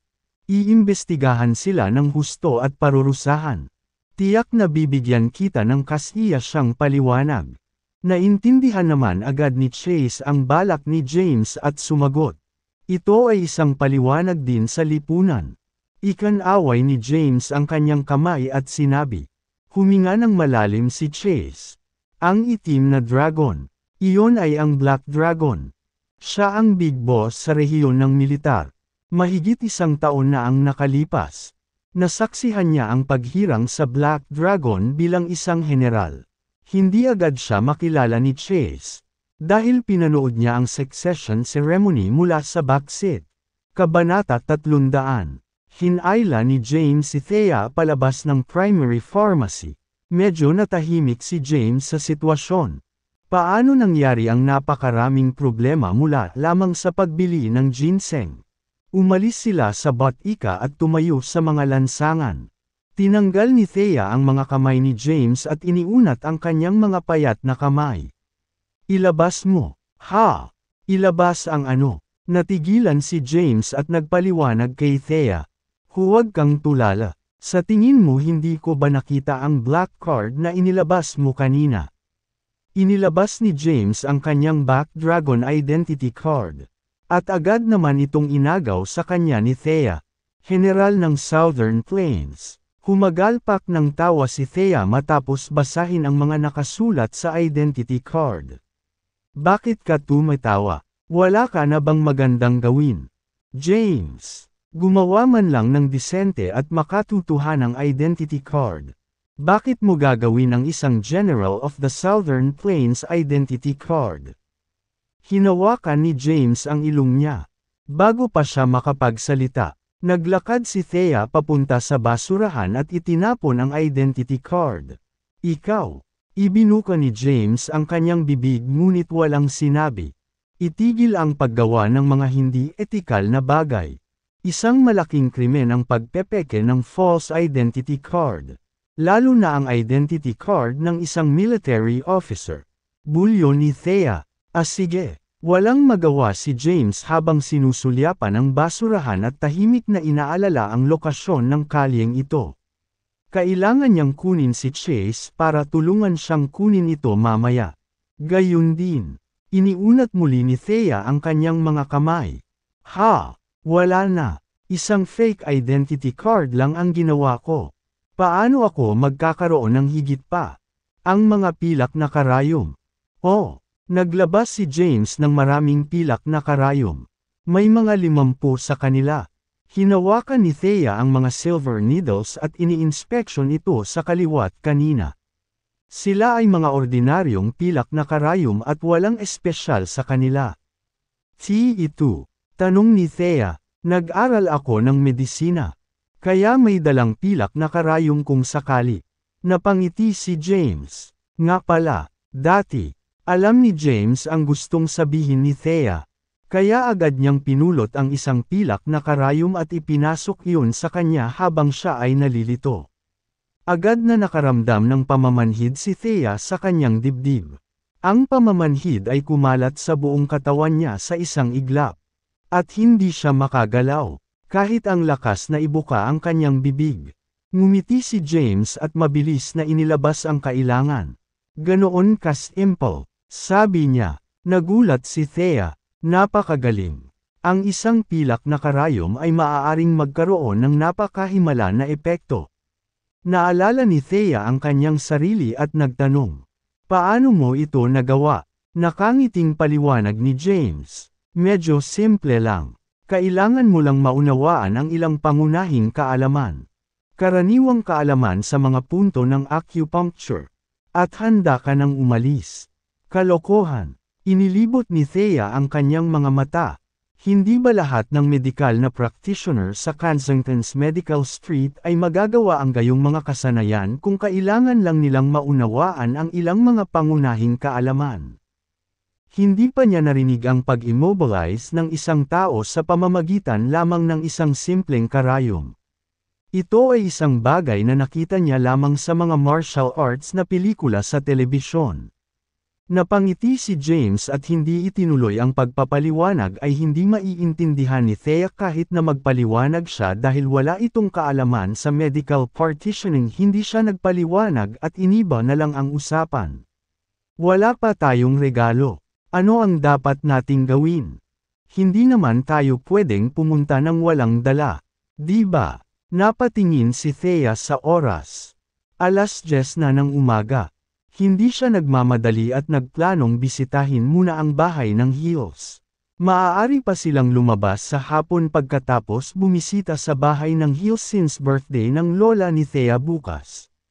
Kung sakaling hindi talaga ito gagana, maaari pa rin silang bumalik sa Kensington at bumili ng regalo. Pagkatapos ay bumalik ng maaga sa susunod na araw. Tutal, 2 oras lang ang biyahe pabalik sa Kensington. Punta muna tayo sa bahay ng Hills. Sige, tumango si James. Naglakad ang dalawa papunta sa malapit na parking lot. Nang dumaan sa isang pampublikong banyo, sinabi ni Thea, kailangan kong pumunta sa banyo. Mabilis siyang tumakbo papunta sa pampublikong palikuran matapos ipaalam kay James. Kalahati. Samantala, tinawagan ni James si Daniel. James. Naayos na ba ang lahat? Ma'am, James replied. Naresolve ko na ang problema. Siya nga pala, hinagis ako ng aking asawa. Card ang layo. Tawagan si Chase at ipakuha niya ito. After that, keep it somewhere safe, noted. Saan ang lugar? Sinabi sa kanya ni James ang lokasyon. Binaba ni Daniel ang tawag at tinawagan si Chase. Maya-maya. Nandito na si Thea. Pumunta sila sa parking lot. Pagkatapos, tumuloy sila sa tirahan ng burol. Samantala, matapos matanggap ang tawag ni Daniel, nagmadali si Chase at nagtungo sa basurahan ni Daniel. Nabanggit, hinalungkat niya ang basurahan. Ang eksenang ito ay nakakuha ng atensyon ng mga dumaraan na, isn't he a one-star general? Bakit siya naghahalungkat? Sa pamamagitan ng basurahan. Hindi pwede. Napatulala sila na hindi sila pinansin ni Chase. Sa lalong madaling panahon, nakakita siya ng isang itim na card ng pagkakakilanlan. Pagkatapos, sa pagpapatunay ng may-ari nito, nakahinga siya ng maluwag. How ignorant could the general's while be? Paano kaya? Itinapon niya sa basurahan ang Black Dragon identity card. Walang alam si Thea tungkol dito. Sa kanya, napik si James ng identity card. Itinapon niya ito para lang maging ligtas. Makalipas ang mahigit 1 oras na pagmamaneho. Sa wakas ay narating nina James at Thea ang tirahan sa hill kung saan ito matatagpuan. Sa kanayunan at hindi sa lungsod. 4 na palapag ang taas ng tirahan sa burol. Dating, lahat. Ang Hills ay isang malaking pamilya. Bumalik sila upang ipagdiwang ang kaarawan. Sa kanila ay napapaligiran ng isang pula. Si David ay nakasuot ng isang mapagmataas. Tuwing naroon siya sa wakas. Kaya niya, samahan mo ako mamayang hapon. First time kong makapasok sa ganyan. Sabi ni David kasama. Nakangiting sabi, "There'll be much of perks if you work under me." Maaaring hindi mo alam ito. Ngunit ang aking, umuunlad ang pamilya. Ang tatay ko ay mayroong 50% ng mga share ng Eternality. May villa ang pamilya namin sa Goodview Villa. Distrito na nagkakahalaga ng daan-daang milyon. Hindi, walang tigil na pagmamayabang ni David. Nabuo, nagawa mo na rin sa wakas. Sobrang inggit ako sa iyo. Isipin ang isang villa na nagkakahalaga ng daan-daang milyon. Bakit wala si Thea, nagkaroon ng nakatanggap ng ganyan taon? Kaya niya, ang makina ng kanyang sasakyan ay hindi posibleng may kumpara sa amin. Kaya ito ay magtatagal ng kaunti. Ngunit, $1,000,000 ang nagmaneho patungo sa kanila at pumarada. Bumaba ng sasakyan. Ganon din ang ginawa ni Thea. Nandito sila, Gladys. Sumunod naman ang iba, Lola. Hey! Bati ni Thea sa kanila. Walang kakilala si James. Sinubukan niya ang lahat para gayahin siya. Thea, si Thea ba yun? Hindi makapaniwalang tumingin ang Hills kay Thea. Akala nila ay matatakpan siya ng mga galos. Bagamat narinig nilang gumaling na siya. Hindi nila inaasahan na ganito siya kaganda. Hoy! Thea! Hoy James! Lumabas mula sa karamihan ng tao. Si Zara pala. Dahil birthday ni Lola, nag-apply na siya ng leave. Oh, kanino? Racing car ba ito? Hindi ito masama. Sa sandaling iyon, isang sardanak na pahayag ang nagmula sa karamihan. Nang marinig ang boses, nilapitan ng lahat ang lalaki at nagsimulang humingi ng pabor sa kanya. Bulong ni Thea, "Honey, si Cyrus Hills yan, anak ng tito ko. Ang aking tiyuhin ay nagtayo ng kanyang sariling negosyo at may halaga ng mga ari-arian. Bilyon-bilyong dolyar. Ginagawa siyang pinakamayamang tao sa pamilya. Si Cyrus ay kasalukuyang general manager ng kumpanya." "Ma'am," tumango si James. Hindi nagulat. Ang tiyuhin ni Thea ay tinawag na Rigoberto Hills. Siya lang ang nagnenegosyo sa pamilya. Ang kanyang mga ari-arian ay ilang beses na mas marami kaysa sa mga kalahan. Si Cyrus ay nag-iisang anak na lalaki ni Rigoberto. Matapos makapagtapos ng kolehiyo, nagtrabaho siya sa kumpanya ng kanyang ama. Sa loob lamang ng ilang taon, bumangon siya upang maging general manager. Sa susunod na ilang taon, siya na ang kukuha sa posisyon ng chairman. Ang natitirang bahagi ng Hills ay nakikiramay sa pamilya ni Rigoberto. Ginawa nila ito dahil mapagbigay ang kanilang pamilya. Mag-aabot sila ng pera walang kabit-kabit hanggat hiniling ng Hills. Ang perang ipinahiram niya ay dapat umabot sa 100,000,000. Tiningnan ni Rigoberto ang limited edition na pulang Ferrari sa harap ng villa at tumango. Not bad. Ito ay nawala ng $28,000,000 at na may isang nangungunang luxury car. Sa iyo ba, David? Siyempre, itinaas ni David ang kanyang ulo. Alam niyang mayaman ang pamilya ni Cyrus. Tuwing pumupunta siya sa bahay ng kanyang lola, siya ang pinagtatawanan. Si Cyrus, partikular, ay tumingin sa kanya. Ngayon, sa wakas ay naiangat na niya ang ulo niya sa harap ni Cyrus. "Naging mayaman ka," napatingin si Cyrus kay David. "Oo, hindi mo ba alam ang aking pamilya ay mayroong 50% ng mga bahagi ng Calihans? Hindi mo ba narinig na kinuha ni Thea ang isang kumpanya na may $100,000,000 at ngayon ang boss? Hindi lang iyon. Mayroon kaming villa sa Goodview Villa District ng Kensington na may daan-daang milyon." Oh, nagulat si Cyrus. Alam niya ang tungkol sa mga kalahan. Paano sila bumangon ng hindi napansin? Nang mapansin niya si Thea ay natigilan siya sa magandang hitsura nito. Ikaw ang pinsan ko. Thea. Tumango si Thea at binati siya. Cyrus. Sumunod naman si James. Hello, Cyrus. Itinuon ni Cyrus ang tingin kay James at iniskan siya mula itaas hanggang ibaba. Tapos, sinulyapan niya si Thea. He could see that the way she dressed was worth a fortune. Si James naman, sobrang ordinaryo lang. Tumango siya. Wala siyang ibang sinabi kundi ungol bilang tugon. Nang makita si Cyrus, lahat ay nagsimulang mantikilya sa kanya. Umupo sila sa isang bakanteng lupain at nagkwentuhan. Samantala, umupo si James sa gilid at humihit-hit ng kanyang sigarilyo.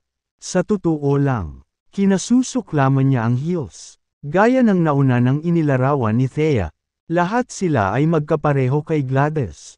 Ang napag-usapan lang nila sa tea break ay pera at kapangyarihan. Ang isa sa kanila ay magyayabang kung paano ang kanyang anak ay kapitan ng isang brigada.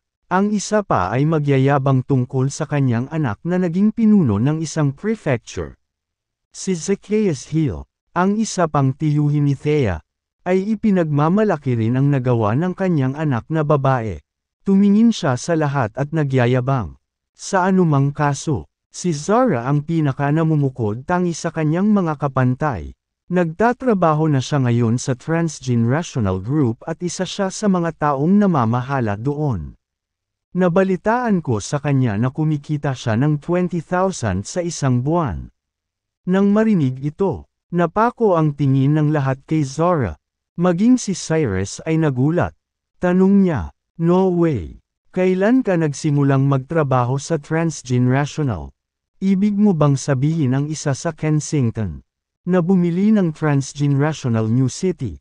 Napatingin si Zara kay James, na hindi masyadong malayo. Salamat sa kanya na nakakuha siya ng trabaho sa Transgenerational. He has been keeping a low profile all this while. Sino ang mag-aakalang ang manugang ng mga kalahan na walang kabuluhan sa mata ng publiko ay ang Black Dragon General ng Southern Plains at ang behind the scenes na may-ari ng Transgenerational Group. Saglit na natulala, tinapik niya ang kanyang ulo. Nagkataon lang. Ako ay maswerte na nakilala ko si MS Brooks, ang chairman ng Transgeneration. Ito ay salamat sa kanya na ako ay naging isang taong namamahala sa isang departamento. Napabulala si Cyrus. Zara, saang departamento ka pinangangasiwaan? Sumagot si Zara, responsibilidad ko ang pagdadala ng negosyo sa Food Street. Nagmamadaling dagdag ni Cyrus. Eto naman, Zara, plano rin naming mag-set up ng negosyo sa Transgenerational Group. Gayunpaman, bukas lamang ito sa malalaking korporasyon sa ngayon. Dahil isa kang mataas na opisyal, maaari mo bang gamitin ang iyong mga koneksyon upang payagan ang aking pamilya na magtatatag ng ating sarili doon? Si Zara ay nasa isang mahirap na posisyon. Nakasaad sa mga tuntunin ng kumpanya na lahat ng uri ng katiwalian at cronyism ay ipinagbabawal. Kung napatunayang nagkasala, ang kahihinatnan ay magiging kakilakilabot. Gayunpaman, hindi niya kayang tanggapin ang pagsunod sa kanyang pamilya. Tumingin siya kay James. Nang makitang nanatiling tahimik si James, napaisip siya at tumango. Hindi ako makapagdesisyon mag-isa. Kakausapin ko si MS Brooks kapag nakabalik na ako. Ang galing. Bulalas ni Cyrus. Tulad ng inaasahan kay Zara. Isa na siyang department manager sa Transgenerational Group. Si Zacchaeus ay nagsuot ng mapang-asar na hitsura. Ipinagmamalaki niya ang pagkakaroon ng anak na katulad ni Zara.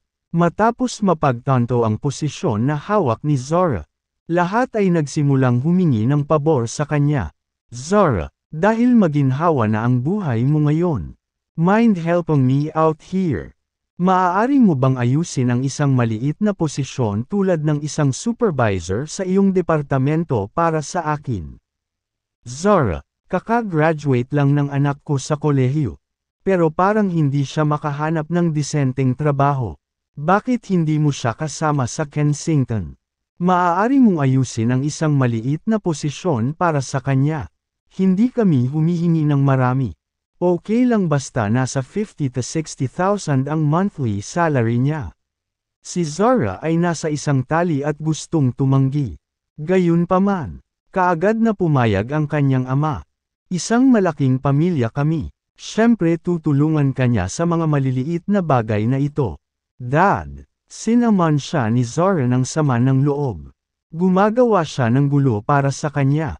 Kahit na siya ay isang tagapamahala ng departamento sa Transgenerational, kung saan ang sukat ng isang departamento ay katumbas ng isang subsidiary. Ang kumpanya ay may isang independenteng departamento ng human resource.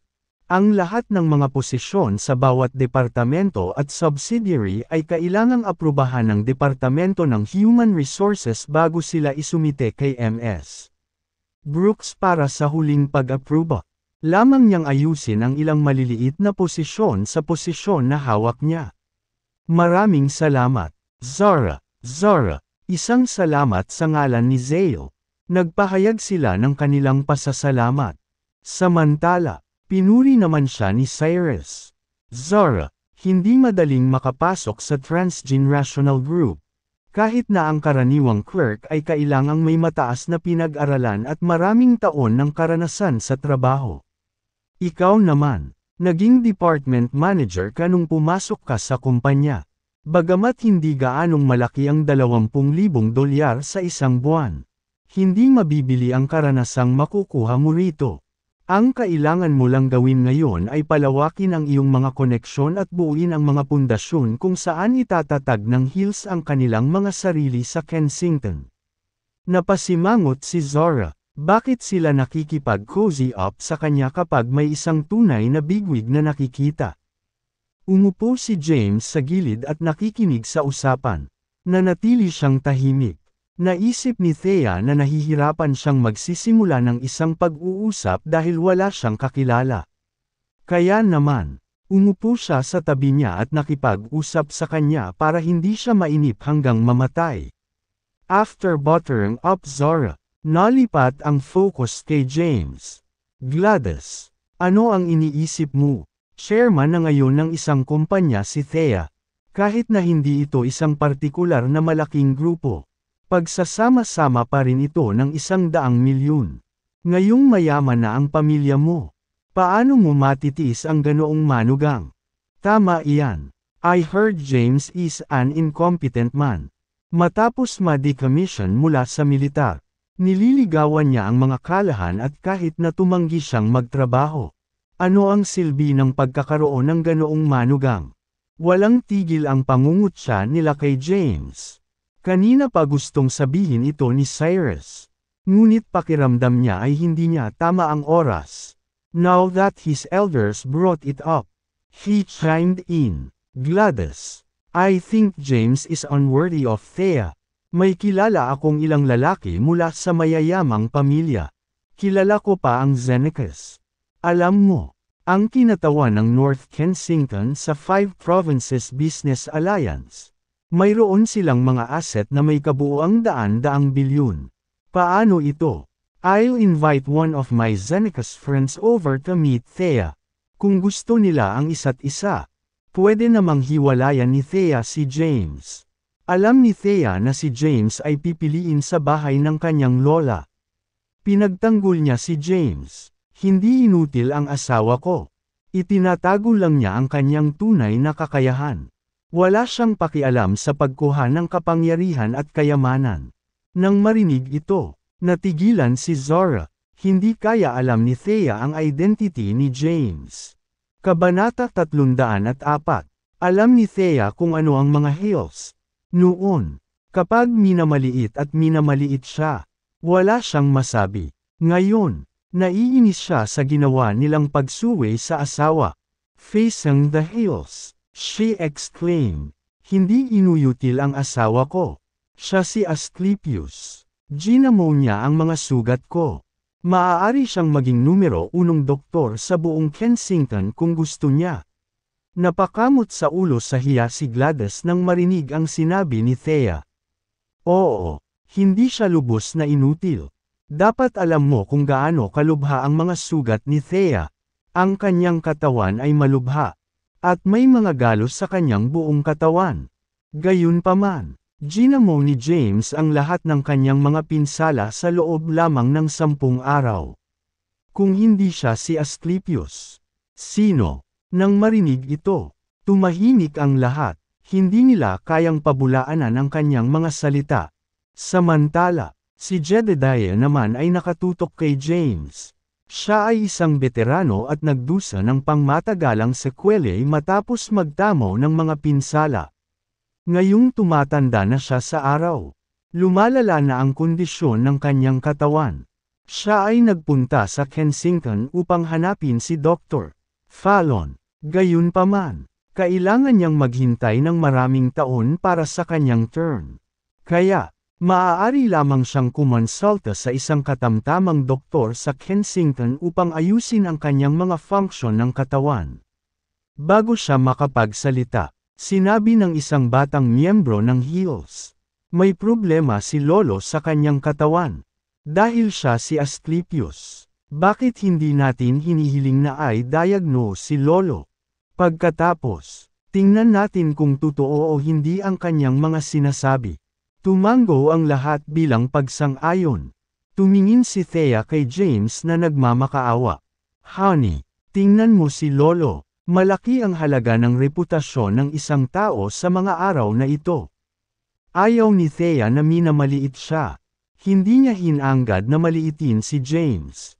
Nag-atubili si James. Sa normal na mga pangyayari, hindi siya nagbibigay ng mga medikal na paggamot ng ganoon lang.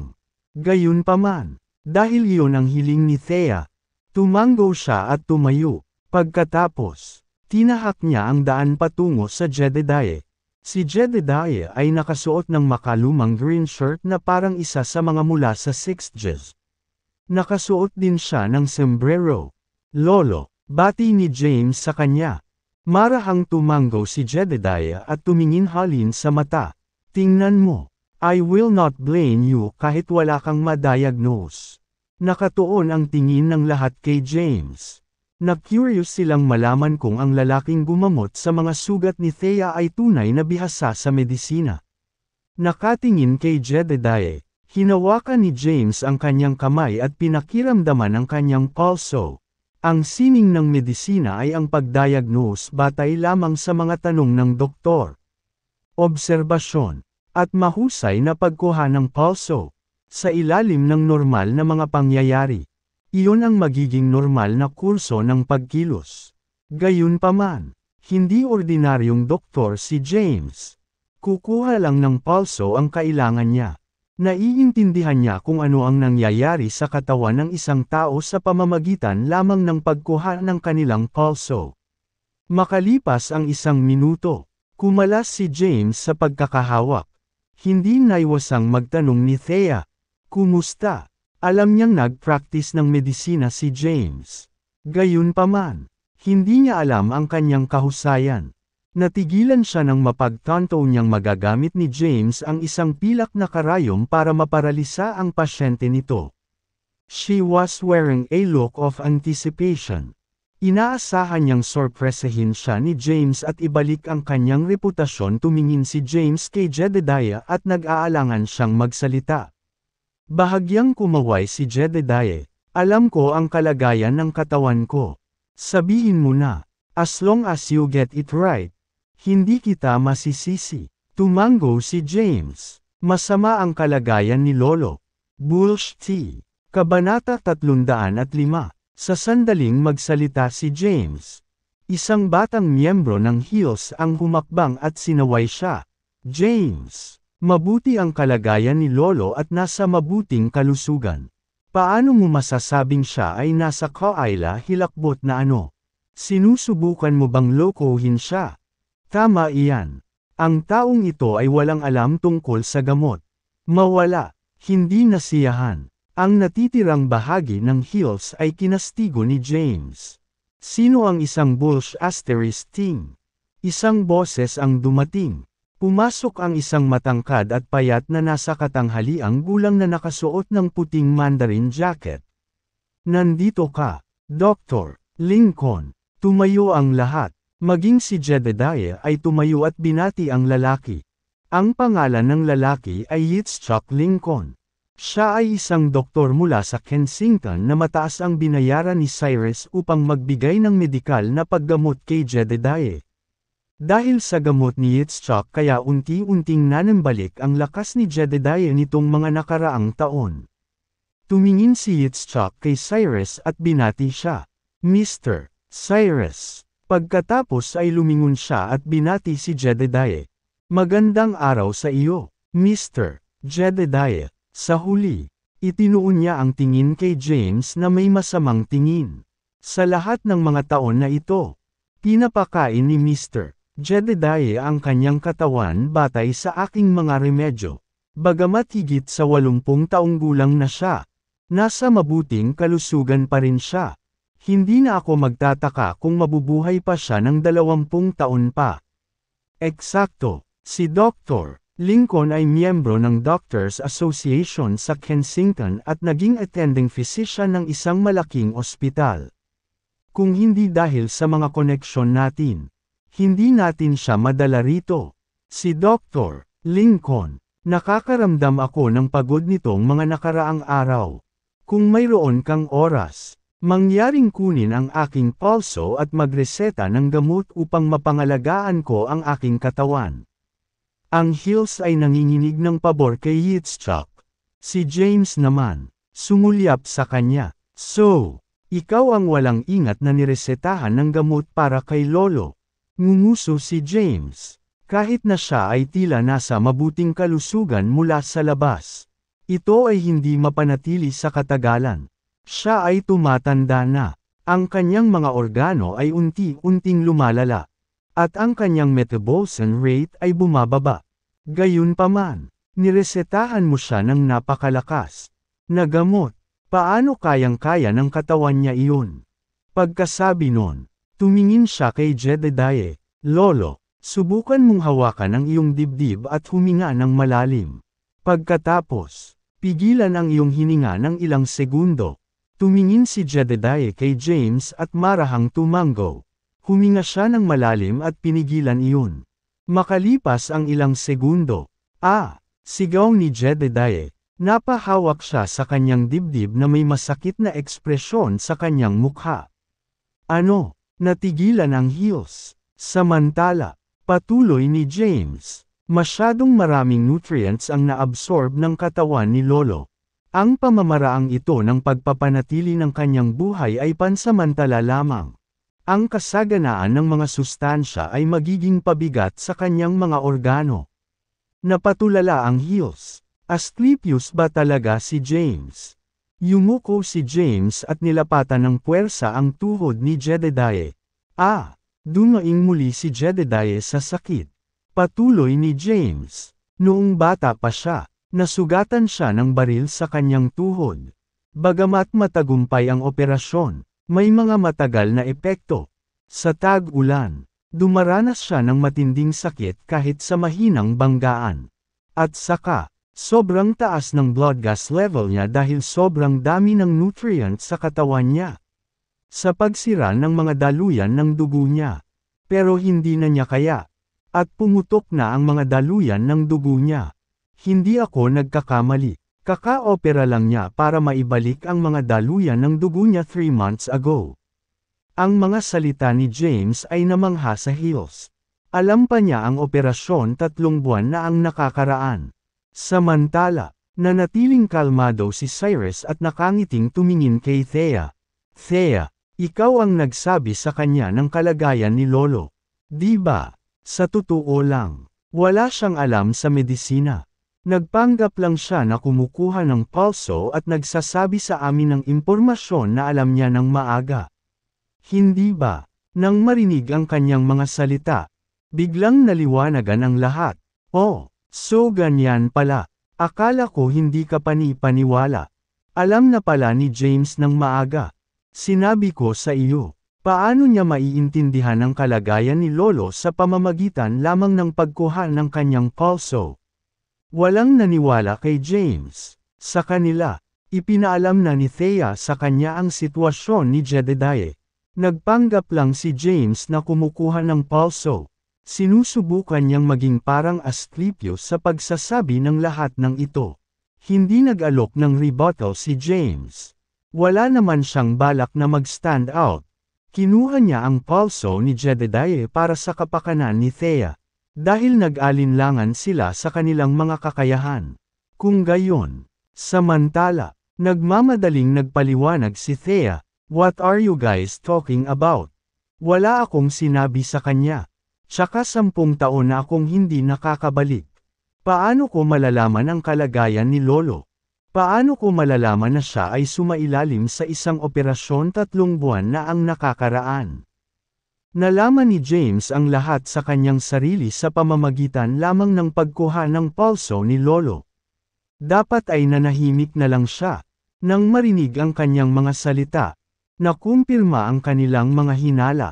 Sabi ni Thea kay James ang lahat. It was all for the sake of showing off. Nang makita ang kanilang pagdududa, ipinaliwanag ni Thea, "Totoo, hindi ako nagsisinungaling. Sa pagkakataong iyon, pati si Gladys ay nakayuko."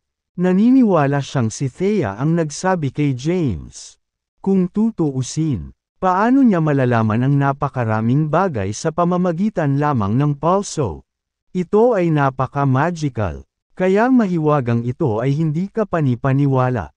Basura ng basura. Bakit ka magpapakitang gilas kung wala kang kakayahan? Ang mga Hills ay nagsuot ng hitsura ng paghamak. Hinayla ni Thea si James at sinabing, "James, ipaliwanag mo sa kanila." Nagkibit balikat si James. Ano ang dapat ipaliwanag? Walang balak magsalita si James. Wala siyang pakialam kung mali ang paghusga sa kanya. Gayunpaman, hindi binalak ni Yitzchak na pakawalan siya ng ganoon kadali. "James, hindi ba? Wala akong pakialam kung sinusubukan mong magpakitang gilas. Gayunpaman, dahil pinagdudahan mo ang aking mga kakayahan sa medikal, kailangan mong humingi ng tawad sa akin." Si Yitzchak ay miyembro ng Doctors Association. At nakasali lang siya pagkatapos mag-apply sa loob ng 5 magkakasunod na taon. Kahit na mayroong malapit sa 1,000,000 doktor sa Kensington, 10,000 lamang ang karapat dapat na sumali sa asosasyon ng mga doktor. Ang makilala ang kanyang sarili mula sa karamihan sa pamamagitan ng pagsali sa asosasyon ng mga doktor ay naging mapagmataas at mapagmataas. Nakaramdam siya ng kahihiyan matapos akusahan ng walang habas na pagrereseta ng gamot. Humingi ng tawad. James, humingi ng tawad kay Dr. Lincoln ngayon. The Hills pressed him maging si Gladys ay sumama sa mga tao. Paumanhin. James, hindi pa ba sapat na kahihiyan ang dinadala mo sa akin? Humingi ng tawad. Paano kaya niya?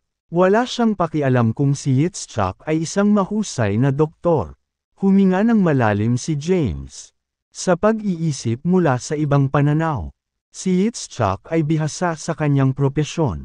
Hindi bababa sa pinananatili niya si Jedediah sa mabuting kalusugan sa nakalipas na ilang taon. Nagkaroon sila ng iba pang karanasan. Siyempre, iba ang kanilang pangunawa sa bagay na iyon. Tinitingnan ito ni James mula sa kanyang sariling pananaw. Kung makikita sa lens ang isang ordinaryong doktor, ang mga medikal na kasanayan ni Yitzchak ay namumukod tangi, ipapakita ko sa iyo kung ano ang hitsura ng isang tunay na doktor. Tumingin si James kay Yitzchak at naglabas ng ilang silver needles.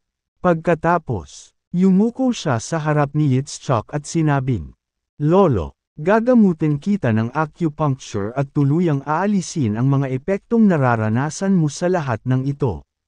Heto, hilahin mo ang manggas ng iyong pantalon." "Oh," tumawa ng malakas si Yitzchak. "Ginagawa mo ba talaga, Mr. Jedediah? Makipaglaro ka. Gusto kong makita kung ano ang kaya ng taong ito." Hinayla ni Jedediah ang kanyang manggas hanggang sa kanyang mga hita. Inutusan ni James, "Ikuha mo ako ng alak." Kaagad, pumunta ang isa sa mga burol para kumuha ng ilan. Hindi nagtagal, nainom na ni James ang alak. Binuksan niya ang bote at itinaboy sa pilak na karayom. Hawak ang isang karayom sa pagitan ng kanyang hintuturo at gitnang daliri. Ipinasok niya ito sa balat ng hita ni Jedediah. Kabanata 307. Bumaba pa si James. Sa isang kisap mata, 12 ng karayom ang kanyang naipasok mula sa hita hanggang talampakan. Ay ito ba ay paggamot sa acupoint? Napatulala si Yitzchak. Pambihira ang bilis ni James. Natapos niyang ipasok ang mga karayom sa isang hininga. Sa sandaling iyon, sinaboy ni James ang alak sa tuhod ni Jedediah at naglabas ng lighter. Whoosh! Isang bola ng apoy ang agad na lumitaw sa kanyang mga tuhod. Namutla ang heels. Anong ginagawa mo, James? What the hell? Itigil mo na yan ngayon din. Gayunpaman, nagpatuloy si James. Kinuha niya ang mga pilak na karayom at nagpunta sa opens iba. Isang karayom, 2 karayom, 3 karayom. Sa isang kisap mata, isang hilera ng pilak na karayom ang lumitaw sa magkabilang binti ni Jedediah. May mahiwagang nangyari. Ang apoy sa mga tuhod ni Jedediah ay hinigop ng mga pilak na karayom. Kung saan makikita ang isang daloy ng mainit at nagninangas na gas. Ang karayom ng apoy, ang bulalas ni Yitzchak. Ang sining ng medisina ay nasa loob ng 5,000 taon. Sa paglipas ng panahon, maraming medikal na kasanayan at naging isang walang sining. Ilan lamang ang nananatili sa mga talaan ng mga klasikal na aklat. Dahil si Yitzchak ay miyembro ng Doctors Association. Ang kanyang mga medikal na kasanayan ay nangunguna. Marami na siyang nabasang libro tungkol sa medisina. Naalala niyang nagbasa siya ng ilang klasikal na librong medikal tungkol sa pagkakaroon ng needle of fire. Ito ay isang sinaunang acupuncture art.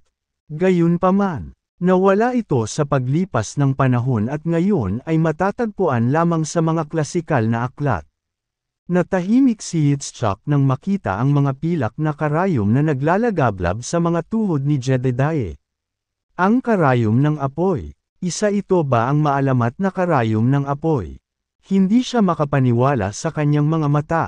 Ito ang maalamat na sining ng acupuncture na naitala sa mga klasikal na aklat. Paano si James? Sa sandaling iyon, kumaway si James, at napatay ang apoy sa mga pilak na karayom. Sa sandaling mapatay ang apoy, nagsimulang manginig ang mga pilak na karayom sa tuhod ni Jedediah at sumisingit. Tapos, madalas umiling. Ay ito ba ang humming needle? Muling bulalas ni Yitzchak. Samantala, titig na titig si James sa mga karayom. Matapos ang humigit kumulang 10 segundo, sinimulan niyang bunutin ang mga karayom.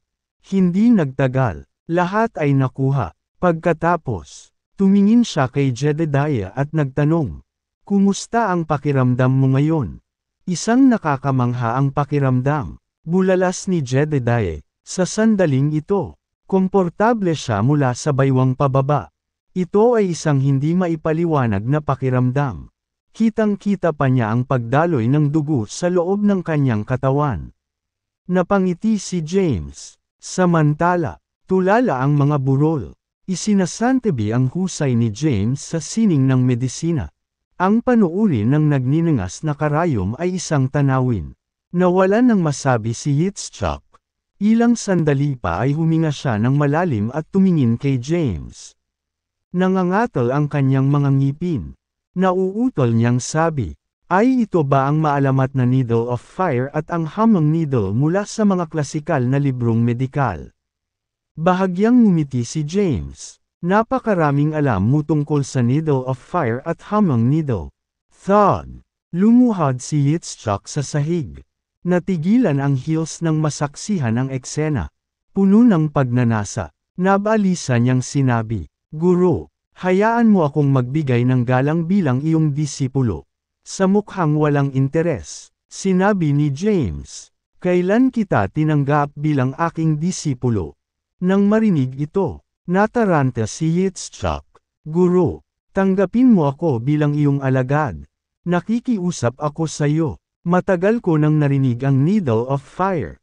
Hindi ko inaasahan na masasaksihan ko ito sa buong buhay ko. Patnubayan mo ako. Handa akong aile ang halaga ng buhay ko. Nang ipon sa iyo, ang Hills ay lubos na nataranta. Ano ang nangyayari? Isa pa, ano itong nakakatunog na needle of fire? Kabanata 308. Walang alam ang Hills tungkol sa medisina at hindi naiintindihan ang ibig sabihin ng needle of fire.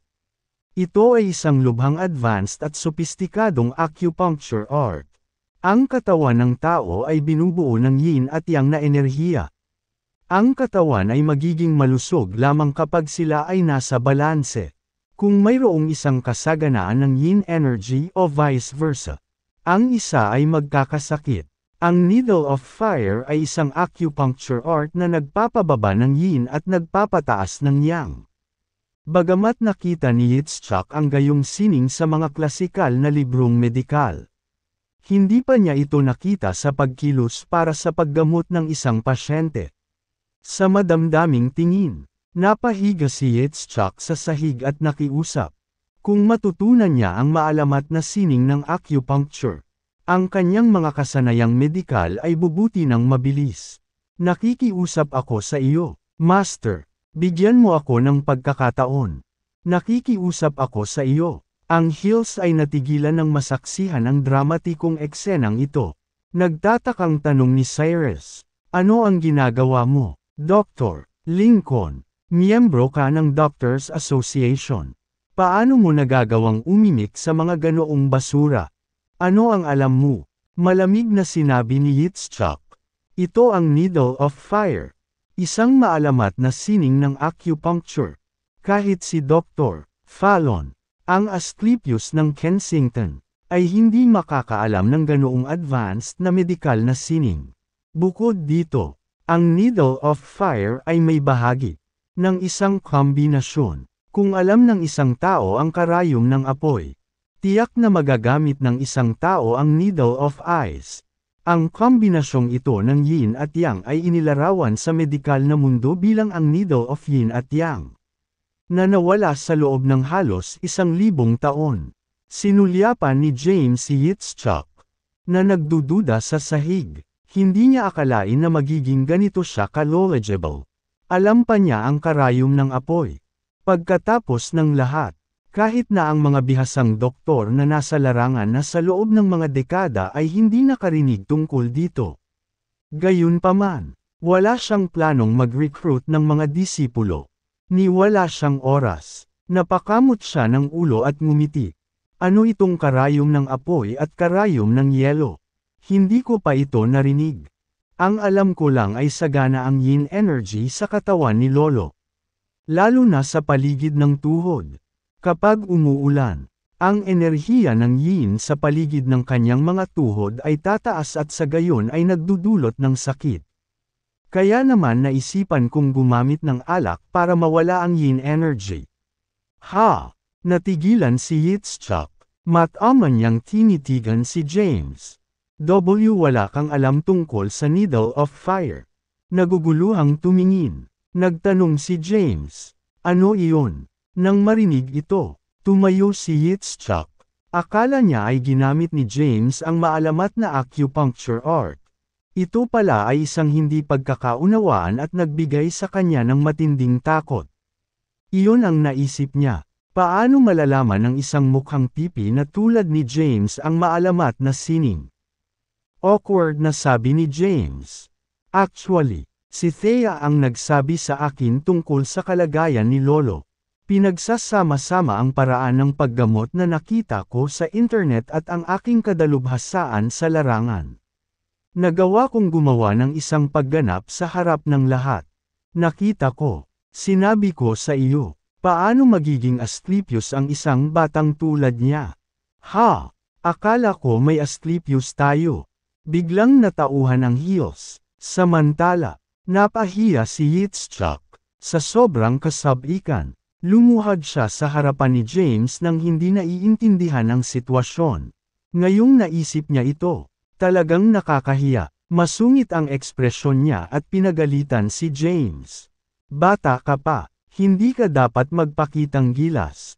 Sa halip, gawin mo ang iyong paraan sa isang hakbang sa isang pagkakataon.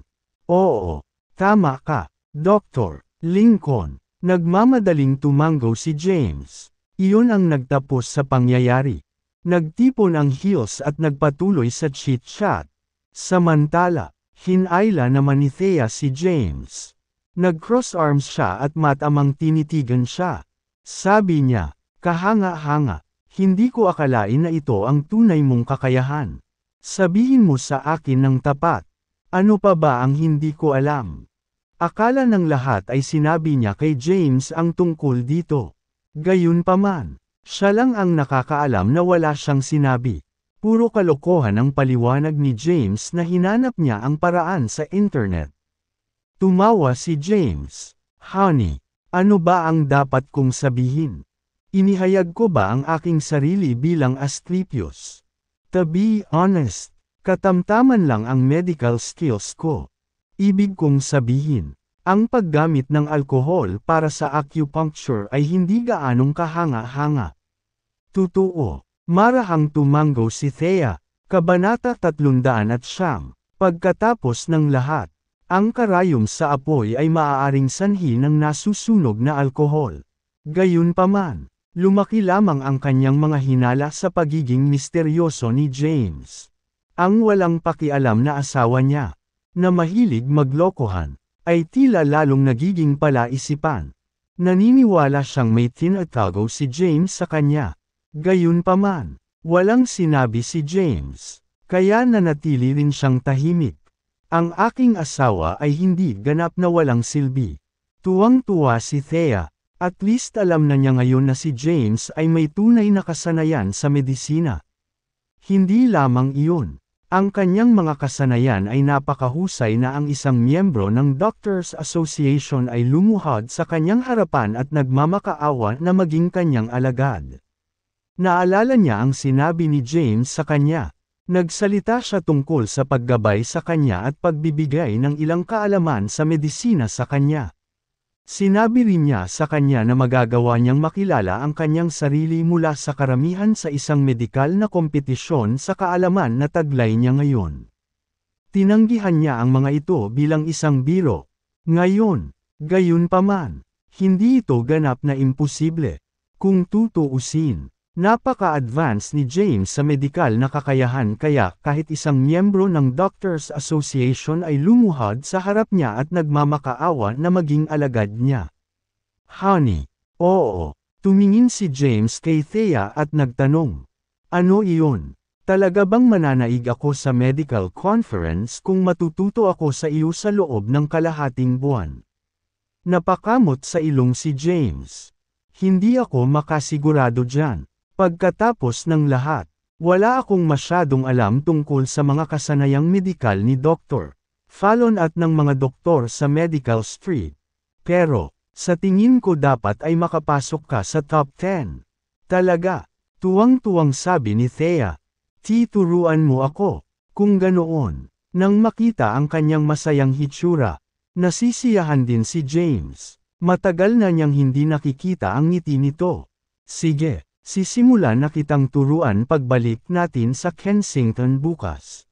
Gayunpaman, dahil wala kang alam tungkol sa mga meridian at acupuncture point, kailangan kong maghanda ng aklat ng baguhan sa mga kasanayang medikal para sa iyo. Isaulo ang lahat ng mga meridian at acupuncture point sa katawan ng tao at ang kanilang layunin. Ha! Parang ang hirap dismayado ni Thea. Maaari ko bang gawin ito sa Layli A. Inanth? Nakangiting sabi ni James. Gumugol ka ng 10 araw sa pag-aaral at pag-memorize para magpanggap ka bilang isang bihasang doktor sa medical conference. Pagkatapos nito, ibibigay ko sa iyo ang ilang matagal nang nawawalang medikal na paggamot. Masisindak mo ang mga tao kapag ipinakita mo sila sa komperensya. Bumulong si James sa tenga niya. To be honest, I don't know much besides the basics of acupuncture. Gumamit lang ako ng ilang mga teknik na matagal nang nawala na ipinasa sa akin ni Henry para mabigla si Hitchcock. Nang marinig iyon ay napangiti si Thea. How mean? Haha. Tawa ng tawa si James. Inilibot ni Thea ang kanyang mga mata. Akala ko ikaw ang totoong pakikitungo. Nagpepeke ka lang pala. Sigh. Hindi. Teka. Napatingin si Thea sa kanya. Paano ka nagkukunwari kung maaari mong masuri ang sakit ni Lolo sa pamamagitan lamang ng pagkuha ng kanyang pulso? Dapat ikaw ang tunay na pakikitungo. Alam kong hindi ordinaryong tao ang asawa ko. Pagkatapos naming bumalik, pumunta at magtrabaho sa Pacific Hospital. Ang ospital ay magiging kilala sa Medical Street sa mga medikal na kasanayan na mayroon ka. Nang marinig ito, namutla si James. Ayaw niyang pumasok sa trabaho, Thea. Napakamot ng ulo si James. Ibinuka niya at itinikom ang bibig niya. Walang sinasabi, Ham. Anong gusto mong sabihin?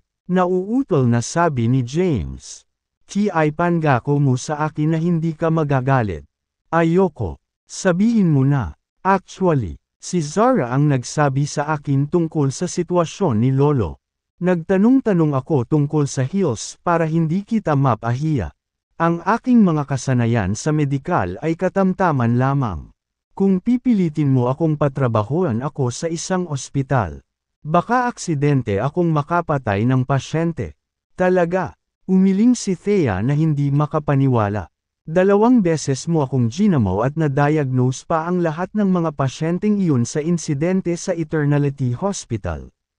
Walang paraan na lahat ng iyon ay nagkataon lamang. Thea, between you and me, ang pagpapagamot sa iyo ay hindi pa nangyayari sa anumang medikal na kasanayan. Kailangan mo lang malaman ang ilang mga sinaunang formula na itinuro sa akin ni Henry. Sa pamamagitan ng pagsunod sa mga tagubilin. Kahit na isang tao na hindi kailanman nag-practice ng medisina ay magagawa ito. Talaga, hindi makapaniwalang tumingin si Thea kay James.